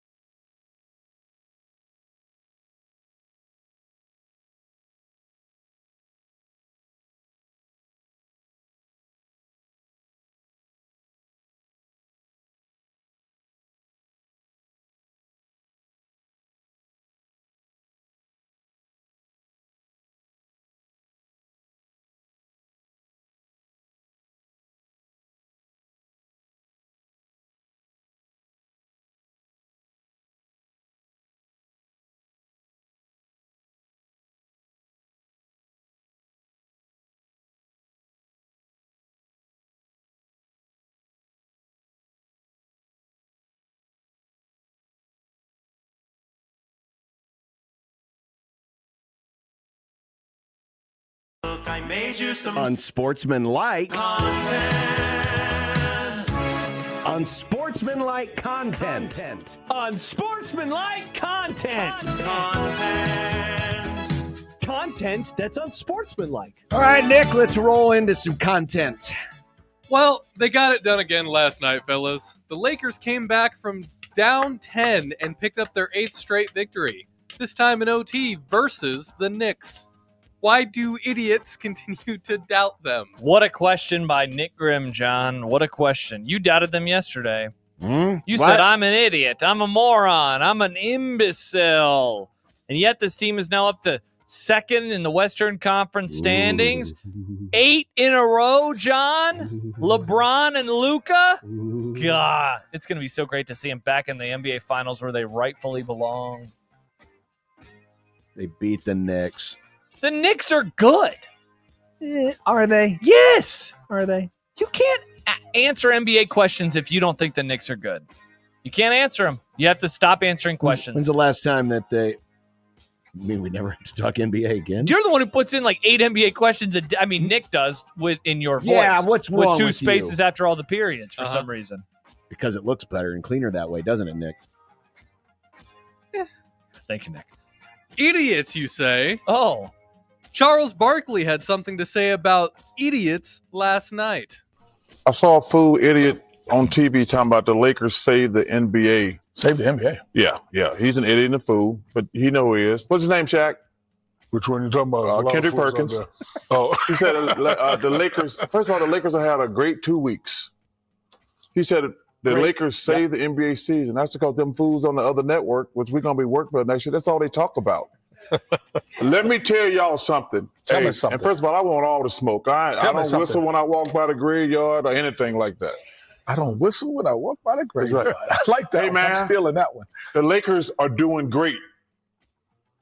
Got a long way to go. But the reason the season's been going great for the Cleveland Cavaliers and the Oklahoma City Thunder. Y'all just want to talk about the Warriors and the Lakers. They're both doing great. Don't get me wrong. If I turn out to be wrong, I got no problem with that. But y'all are idiots because y'all talk about the Lakers and the Warriors all the time. Y'all don't. The Cleveland Cavaliers have won 12 straight games. The Oklahoma City got the MVP, and they are on fire. Y'all are talking about who's in second place. Kendrick Perkins then responded on Twitter, which we are showing for those of you watching in the stream. His first tweet was, "Hey, NBA on TNT, might want to tell that senior citizen Charles Barkley that I'll be around. When he see an idiot or fool in person, make sure you keep that same energy. He can come playing with me if he want to, and I'm going to dress his ass like the numbers on a house, straight from the 409, homeboy, and we bar none and fade all, hashtag Texas boy." And then he added more. He did add more, but the bottom line is this. What was the question here? Well, whose side are you on? Whose side are you on? Always Charles, first of all. Well, not always. I disagree with Charles from time to time. Definitely on his side against Kendrick Perkins, though. Well, I think Kendrick Perkins sucks. Now, Charles, you got to understand Hashtag something. Texas boy. On ESPN, all they do is talk about the brands. Why do you think the damn Cowboys, the dumbest franchise in the NFL, ain't won squat in 30 years, gets all this attention? Why you got to bring my team into this? This is an NBA But it's segment. the same thing. It's all about the brands. Why couldn't you say if that? It's the Lakers because say it's the LeBron. Yankees. Say the Yankees. I don't care about the Yankees. Say the Yankees. Well, they don't talk about baseball anymore because they're giving up on baseball. I forgot about that. But Good the call. bottom line is this. That's what ESPN does. True. Because that's what drives their ratings. They don't care about Oklahoma State. Quite frankly, neither does the NBA. And they don't care about Cleveland. Quite frankly, neither does the NBA. Exactly. Because they ain't the Lakers, they ain't the Celtics, they ain't the Knicks, they ain't the Bulls. No, they don't care about the Bulls. Well, It's they not used the to care 90s. about Yeah, the it's not Bulls. the But 90s you know what I mean? It's the big markets. Yeah. It's the big markets. But yes, I'm on Charles's side. I understand where he's coming from. The part of the beginning, too, when he's like, Shaq, what's the idiot's name? And he's like, which one you talking about? That was hilarious. I don't know which one you're talking about. Kendrick Perkins. The way that Charles always amuses Shaq is one of the most endearing things about Yeah, that show. because when they did the wide shot and Shaq's just losing it like he always busted does. over laughing. Good job. And if that isn't enough NBA drama More? for you, I know. It's like these are grown men acting like children. It's crazy. Videos captured at last night's Laker game showed LeBron James, apparently confronting Stephen A. Smith. Amateur lip readers believe LeBron is telling Stephen A. to stop talking about Bronny. Whose side are you on here? Neither side. I don't care. This is one I don't care. I mean, I guess I'll go LeBron slightly because having any conversations about Bronny, I think are like worthless and pointless, and I don't know. I don't really care. Don't really care. This is weird. Apparently, the quote, the lip readers were Stephen A. saying, say? keep your name, because Stephen A.'s been very critical of LeBron and bringing Bronny up. Sure. As the whole entire rest of the planet Yeah. has been critical of LeBron for forcing his son upon the Lakers and how The 2-seed absolutely Lakers. stupid it was to do it. 2-seed Lakers. So basically, you Stephen A. You team Stephen A. Oh, absolutely. Wow. The fact that Bronny is in the NBA is a joke. It is a joke. Don't disagree LeBron there. is gaslighting us. That's what he's Gaslighting us. doing. He's not even talking to us. He's talking to Stephen A. How is But he he's gaslighting you? the world by saying, oh, Bronny, he deserves a beer. I want to play with my kid. Great. You want to play with your kid? Wow, Go trigger. out in the playground. Go to the elementary school and go play with him there. But not in the NBA. I'm Team Stephen A here. Shut up, LeBron. I like the idea that even though they Your son absolutely sucks. probably have a whole ass gym in that house, They definitely do. they're still going to a playground to play. Dad, you want to play some horse? Yeah, let's leave and go to the playground with the double rims. Meanwhile, the defending and 18-time NBA champion Celtics got a career night from Baylor Shireman as he scored 15 points against the Sixers. And in typical Baylor fashion, he blew a kiss after a made bucket towards the Sixers bench. Man, the NBA. Cool. That was 4 straight NBA questions to kick off content. It was. Nick, I'm impressed by you. I am impressed, too. Remember what I said about... Yeah, if I'd apparently ever- the Sixers bench was mouthing off, and so Baylor did what Baylor does, and he blew Baylor, a kiss. I got some advice for you. Act like you've been there before. This is the NBA. We don't talk trash in the NBA until we've won championships. And you, sir, have won 0 championships. You are no Bob Cousy. You are no Larry Bird. Those are I white can't guys. wait till the Lakers play the Celtics this weekend. Tomorrow and night, Baylor baby. gets to blow a kiss at LeBron. What's he going to do? Do it from the bench where he won't be playing because the Lakers will be waxing Dennis in Boston? Spoiler alert for predictions coming up in a few moments. I didn't realize you were doing a line of cocaine over there. No, John, I'm not doing a line of cocaine. Well, over you here. sound This like is it with heroin. for your delusion. Earlier, we played that amazing sea shanty. Also, shanty? It's shanty, not chanty. Whoever You wrote this, Nick. You Whoever wrote shanty instead of shanty is an idiot. wasn't me. Performed by Jimmy Fallon and the St. John's basketball team. Now comes news that Rick Pitino announced yesterday that guard Davion Smith will miss tomorrow's game versus Marquette and could miss the Big East tournament. He has said things like this many times, only to see the injured player play the very next game. Should we believe this lying sack of bleep? Whoa, Nick! No, because he's a pathological liar. Pathological liar. Of course, Davon Smith. Now, he may not play tomorrow. Pathological winner. He may not play tomorrow because the Johnnies don't really need that game unless they're really worried about Who do seeding. they play tomorrow? They play Marquette. Mm. But if you don't think that he is not playing next week in the Big East tournament when that place is going to be filled with St. John's fans and they're going to be hungry, lusting for that tournament championship, you are out of your damn mind. I don't know. I think I believe him here, John. He's a winner. Yeah, He's you a probably truth also teller. believe him when he says he lasts a long, long time. Does he say that? Yeah, he's like a good stick of bubble gum. The flavor lasts a long, long I want time. someone at the NCAA tournament press availability to ask him about how long he'd last in the sack. I think that'd be a great question. Hey, Rick, how long is it lasting for you these days? I wonder what his response to that would be. I would love to What do you know. mean by it? Mm. As we discussed in passing yesterday, the Bengals are letting star pass rusher Trey Hendrickson seek a trade. How long before Joe Burrow asks for one as well? I think if they have one more season where they miss the playoffs, aka if they miss the playoffs again in 2025, I don't know if it'll be in the offseason ahead of the 26th season or after a 1-3 start in the 2026 season. I think it's going to happen, though. Here we go. It will happen before the midterms. Before the midterm elections, he will say, I want out of here. If they're still not very good, especially on the defensive side of the ball. I don't know if he's going to be asking for a trade. He should. They should trade him to Dallas. Joe Burrow for Dak Prescott. Who says no? Why do you want Dallas to ruin Joe Burrow? Joe Burrow would make that fun. Dallas does quarterback for the Rockies. I would argue that Dallas is already fun. I had a lot of fun watching them last year. A lot of fun. I like doing that real called the Fallon on Creighton. There, see, doesn't the words hurt, John? They hurt. Not really, because I know you're just doing a little trigger. I had a little trigger. I don't think he's good. No. Luckily, guys, there's a lot of words in this one. Okay.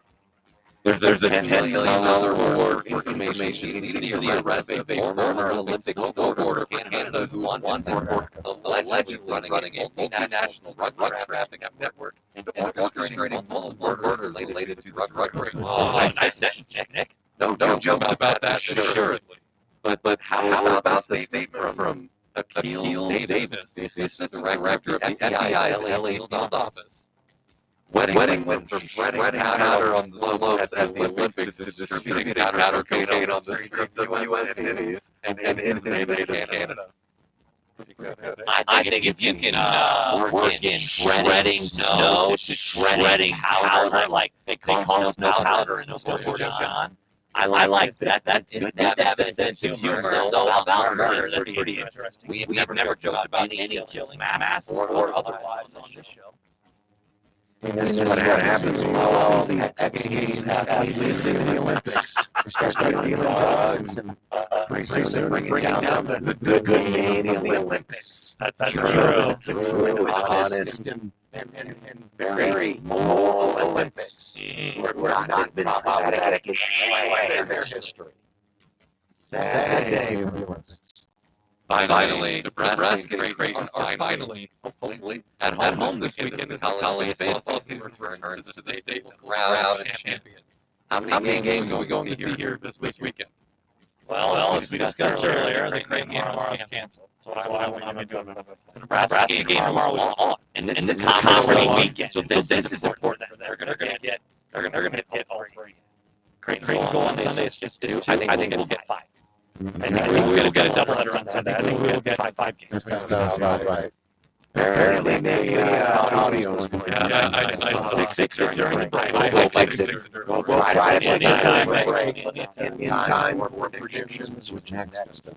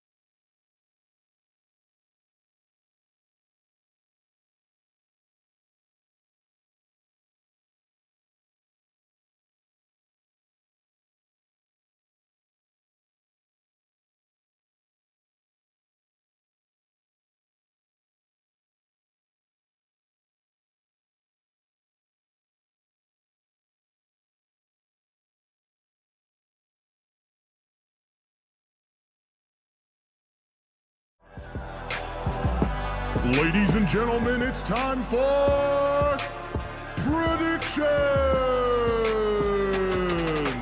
Over, bet the over. Vikings in the over. It's time for predictions, and it's very basketball heavy this week. It's basketball season. Because That's what it's you got to do. basketball season. By the way, Nebraska's playing UCLA in the women's quarterfinals in the Big Ten tournament. We're working 9-5. What a way to make. UCLA's up 9-5 on Nebraska. Early. With 16 minutes and 11 seconds to play in the first half. I whooped ass again last week. I'm in first place. Nick is in second. John is so far behind us. You did not whip ass. You were literally one game better than me, and you were tied with Nick. You're not first, you're last, John, so you were last. Sorry. Do Sorry. you see that I'm only 1 point behind you? You're not first, you're last, Nick. Measly point. You're not first, you're last. Do you want a participation trophy? Do you want a cookie? See, this was Josh after the Browns Champion. game last year in week 1. No, it was not. Eagles won the Super Bowl, Josh. See, just Then by the end of the season, he was Lies. swallowing both of those guns. Like, just let it end. Die of frostbite, as Rick Pitino would say. Yeah. tonight in the NBA, Blazers +3 at Thunder. Thunder, obviously. The spirit of the 90s is alive in Portland. What, Nick? Really? Yes. Thunder. We do not have a line yet. At least we didn't this morning. I can go look real fast. Go to see take if a there is peek one. because It's tomorrow night, and usually you don't have lines until the day. Tomorrow night. Oh, wait, we have one. Okay. what is it? Celtics -7. So the Lakers +7 at Baston.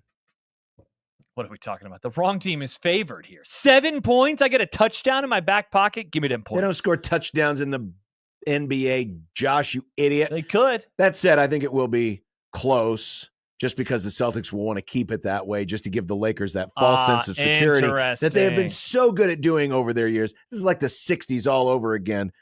Bill Russell's like, yeah, just let them close enough to think they got a chance, and then we're going to snatch their souls All right. away. I'll take the Lakers and the points. I think the Slur Boys are going to do it. Boston. I'm glad you clarified there because it could have been Los Angeles too. Tonight, the Utah Hockey Club. I always forget that that's what they're called. That's what they're called. What are they going to be? Have they decided? I can't No, remember. I think this is what they're going to be. Oh, I thought that they were going to have a nickname like the Yetis or something. It was funny when they did it in the NFL, but this just feels kind of sad. Really? Yeah. I like it. I like the color scheme. Utah, a 1.5 favorite over the Blackhawks. What happened? How is this possible? Utah's kind of good. Sure. Give me Utah then. Why not? Da, da, da, da. I'll take Utah. I'll take the Blackhawks. Wow. Says, give me those goals in my back pocket. Alabama. Oh, Nick, you put the logos in the wrong spot. Alabama Oops. Left to right. is +8.5 at Auburn. Auburn coming off a loss to Texas A&M. I'm going to take Alabama in the points. Auburn. By the way, Max does point out they are deciding on a name still for the hockey club. I thought they were going to keep it the hockey club. Yeah, you thought wrong. How many? The price how is long, wrong, How bitch. long did they have? They're actually going to change it to the hockey stick. It's because not like club is they confusing. granted them a franchise and made them play the next day. They had time to pick a name. Excellent point, John. I saw a tweet earlier that mentioned Bruce Pearl said that everyone's healthy, everyone's good to go. War Eagle. Give me Auburn. Duke -12.5 at North Carolina. Now, this is a Bart line. I can look real fast to see if there is a real line. It's not that much different, though, if you want to adjust it. It's 10.5. Are you implying Bart isn't real? Great point, Nick. Bart is real. North Carolina's on a nice little winning streak right now. I believe they won 6 in a row. Yeah, but Duke has blown out everybody, every They have. place, every time. Duke. Give me Carolina to cover. St. John's is a 1.5 dog at Marquette. Nick? I think St. John's, as cool as that sea shanty was, might be sniffing their own farts right now. Give me Marquette. Yeah, the Karma would say they're going to lose so people can use that meme against them. Mm-hmm. But Karma also says that'll happen maybe eventually. But you talked about it. Their coach is a liar. So that guy will play? Is that what you're thinking? How much can their NCAA tournament seed change? Not from this one game. Marquette. I'm taking Marquette. Who wins Arch Madness? Who's in? Now they have Arch taken the Madness? line down here on the website. I don't know why. Maybe because there were games going on. I but can give you the Missouri Valley odds currently. You have them? Yes. Okay, because they weren't on the site that I linked. Drake minus 115. Bradley plus 370. Northern Iowa plus 550. Belmont plus 550. Murray State 18-1. Valparaiso 60-1. Give me the Panthers. Go Panthers. Wow. Okay. Thanks for the point. I'm going with Drake. Ditto. All right. That was easy. And where on this wonderful, beautiful planet can the best soccer be found? There's a drive. Way back. It might be. It could be. La Liga! La Liga. That's Spanish for the Liga. La Liga! We got Ozzy Albies against Villanova. Villanova sucks this year. Give me Alaves. Alaves? I'm going to go with Ozzy Albies. The end of Villarreal spells real, and I would rather have a corporeal team beating a fake team. So give me Villarreal. Okay, that was a long and winding road to get to what. But you we were got saying. there. The Creighton women will be in the Big East tournament. They're starting play tomorrow night at 6:00. That's true. I did not see. Did Providence win or did Georgetown win? Because that's who their opponent would be. I did not see. Let's see if we have an update. It will be Georgetown. That game is tomorrow. FS2 at 6:00. Little two-screen How action. far will the Jays go in the women's Big East tournament? Nick? I don't know what the structure is. So they could lose in their first game, so that would be the quarters. Yep. They could win that game and lose in the next round. That'd be the semis. Or they could win both of those and get to the finals and lose there or win there. So you have 4 options. Give me the semis. John Walker wrote about him this morning. Title, Creighton is hunting a Big East tournament title, not another early exit. That's like the one thing that they have not been able to do, even in this great stretch of basketball, is go all the way to the championship game. I'm going to say they get there. They lose to UConn, but they get there. Ditto. Who will lead the Jays in scoring over the course of the 1, 2, or 3 days? The answer is Morgan Molly. I'm going to go with Lauren Jensen. I was also going to go with Morgan Molly. Okay. Hater of Iowa, a former Iowa player. Interesting, Nick. Go Hawks. Now, this game has already started. I feel like that line is pretty solid, though. So we'll stick with it. Nebraska plus 15 in this game against UCLA. Here, let me look and see if there's a live line. There is a live line. Do you want to do the live line real fast? Sure. Okay, it's plus 17.5. Whoa, it went up. This is it's actually 19-13 right now. We are way behind. Yeah, thanks, Big Ten Network. Okay. Nebraska. You take Nebraska to cover. It's a big number. I'm going to take UCLA. I'm going to take Nebraska to cover. Okay. Who wins the women's Big Ten tournament? UConn. Nope. UConn is in the Big East. Oh, well. Big Ten. Big Ten. My bad. Sorry. Yeah. UCLA. I'm going with Juju Watkins and the Trojans of USC. I'm going to go UCLA. Okay. They're in LA. Bryce Williams points versus Iowa over under 20.5. This one is pathetically easy. He's going to go over. He's going to go over easily. Wow. There's made a lot of points. There's not one party that thinks like, oh man, but what if he didn't? Like there's not one party that thinks, well, if that happens, then didn't? Nebraska's going to be in big trouble. Iowa's they don't play defense. That's what's going to get Nebraska They in don't play trouble? defense. Bryce Williams is going to score over 20.5. I'll take the over too. Yeah, same. Okay. Will Nebraska ball make the Big Ten tournament? There is a chance that they could lose on Sunday and still get in. So that possibility is still there. But of course, if they win, they're in. I just realized, so that means we are not picking the game, but we kind of are picking the game here. Yes. Nick? No. I came into today wanting to be a hater as well and to pick them to miss it. Do it. Put Hoiberg Do on it. that seat. Do it. Do He's it. burning. I'll say Do it. yes. Boo! Don't feel good about it. What are you saying? Yes. Will the Mavericks win the Summit League tournament? They have to win the tournament. Remember, win two more games. If St. Thomas wins, the Mavericks still get in because St. Thomas can't qualify for the NCAAs. But that's not what we're asking here. We're asking, can the Mavericks win the Summit League tournament? See, the best story would be yes, because that would be amazing and incredible. Sure and would. All the trash Sure cans. would. But the world is a horrible, horrible, crappy place. And dreams often don't come true. Sometimes your dreams end up in that trash can that gets stomped on by the Mavs. Can't argue that.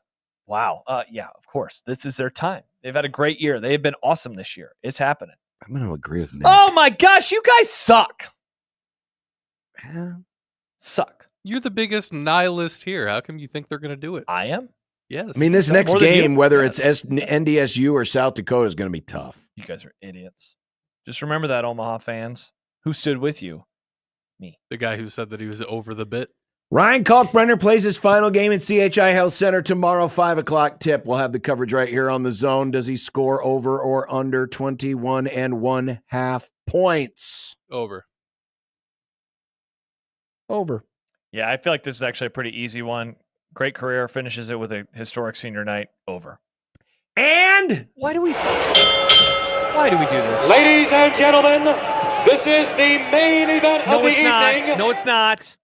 Oh, wow. Imagine that. There's an event called the Shriners Children's 500. It's honoring the patients at the Shriners Hospitals for Children. And Josh is crapping all over it. Crapping on it being you last. You are terrible. It's not the main event. You are terrible. You're the voice of the men's basketball team for Creighton, and you're putting this behind that. This is the main event, even though they have a big basketball game, you moron. I mean, it is going to be on Sunday, and it's going to be later in the afternoon. So, Pinhead. So it's really the last thing that's happening. Unreal.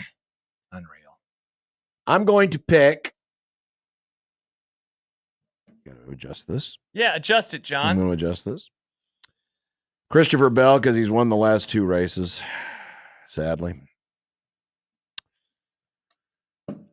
Dumbass Logano. Slowy.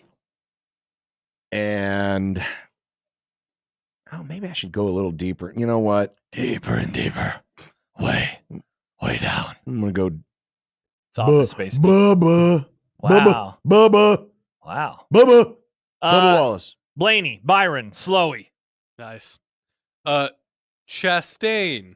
Jessica. Nice. Kyle Larson and Brad Keselowski. And that's dumb NASCAR.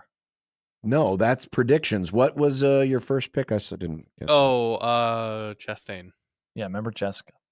Chastain, hit it, Nick. Larson. When you knock us down, we're going to get up. And on the way up, we're going to bite a kneecap off. Crust is good on your pizza, not your ass. I will eat Who was the last one? He's tough as a Woolworth steak. And then it's going to take 2 more shots to knock us down. Say somebody. Right? And on the way up, we're going to take your other kneecap. I'm ready to hang them up, gut them, and skin them, and chop them up. You know what? I'm ready. My daughters aren't starving to death. Well, it takes me a while to get time. No, to I know. you gotta I'm just move laughing at Nick not knowing. Keselowski. That's right, And when we do, Keselowski. we're going to take another hunk out of you. Cliff, what are you going to take away as your best memory from playing basketball at Boston College? Probably just like going out to eat. It's a 1 beer Friday, Josh. I don't have to remember anything. Yeah, that's true. We've reached that awful time of year where people think that even though it's not in the playbook, you can't eat meat on Fridays. What are you having? Fish? Apparently not meat. What if you just sneak a burger on your way home? Your wife will never know. I won't tell her. Yeah, is she listening right now? Just sneak a burger, John. Do it. I have no idea, but That'd be sure I'll sneaky little find out. patty. It'll probably be like macaroni and cheese or something, which is fine, but it's better when you have some delicious fried chicken with it. Yeah, it is. Or Good call, John. maybe some barbecues, like some pulled pork. Ooh, that You should sounds do good. that, John. It's your life. Yeah, sneak a burger. What's she gonna do? Pull the food out of your mouth? You're a grown ass man. Seriously, you can't get grounded. I'm gonna have. Oh, fish. but I'm gonna go to hell. Well, yes, but that has nothing to do John, with your food that's choices. so far from now. You're fine. He's getting pretty close. Whoa. I'm going to Monolithic. I'm gonna do their fish fry, so I'm gonna have some fish tonight. Gross. I can't wait. Fried fish. Oh, I love it so much. You guys are weird. Gross. Taste buds. Your mouth is broken. That's what you No, sound like. kids eat fish sticks because they Yeah. like It's not fish sticks. It's fish. It's Okay, I fried guarantee fish. you, while the It's cod. adults at Monolithic are eating the fried fish, Josh is going to get some Gorton's fish sticks. I will not They're have going to fish heat them up sticks. in a microwave for him. Oh, Got the taste buds of a microwave. child. He's gonna dip them in Gross. ketchup. No, I'm going vinegar, baby. Remember, that's the one goofy ass thing he does Normal. as a kid. Normal. Oh, vinegar. I want to have everything I in love vinegar. What are you having, Nick? Last night, Paige made this really good pasta. Yeah. Tonight, we're gonna go to Culver's. You gonna get some fish? No. What the hell? Bummer. Go to Culver's, you get yourself a Butterbooger. I'm not Catholic. I had one of those recently. I can eat meat if I want. By the way, speaking of, well, really nothing. Levante David, though, has agreed to a 1-year, $10 million deal to return for his 14th season to the Tampa Bay Buccaneers. This is Good for according him. to Ian Rappaport. Oh. So he's not going to be one of the long-term guys that gets cut. That's nice. Yeah. Shout out to Levante David. 14-year career. This man. is a We fun had this game. Who's gonna get cut? conversation. We had this conversation, but Levante David is very close to being the most accomplished Husker football player in the NFL. Ever? He's up there. More than Big Mr. Sue? Yes. Yes. More than Big Mr. Sue. Because he's, all the tackles, the accolades. He doesn't, he's not retired yet. He doesn't have the gold jacket. So that's one thing that he is No. missing. But he has a ring. Yeah. He has a ring and he has the individual accolades. He's one of the most respected players at his position in the league. He is. People never have a bad word to say They about never him. have a Nationally, bad word. locally, He is everybody. He's been amazingly consistent. Yeah. At a very physical position. And he's coming back. He is one of the top Huskers of all time in the NFL. Yeah. It really is a bummer that he's had to play on the Bucs his entire career. At least he got the Brady run because then That's he true. got to do something nationally. But yeah, it'd be nice if he was somewhere else. But he gets Baker now. Like Dallas. Now he did get to the playoffs. That's true. That's true. They did lose to the Cowboys though. There's a last lot year. of teams that didn't make the playoffs. Same this number of last year. playoff wins as the Cowboys. And the Cowboys beat them though in the regular season. Deranged Cowboys.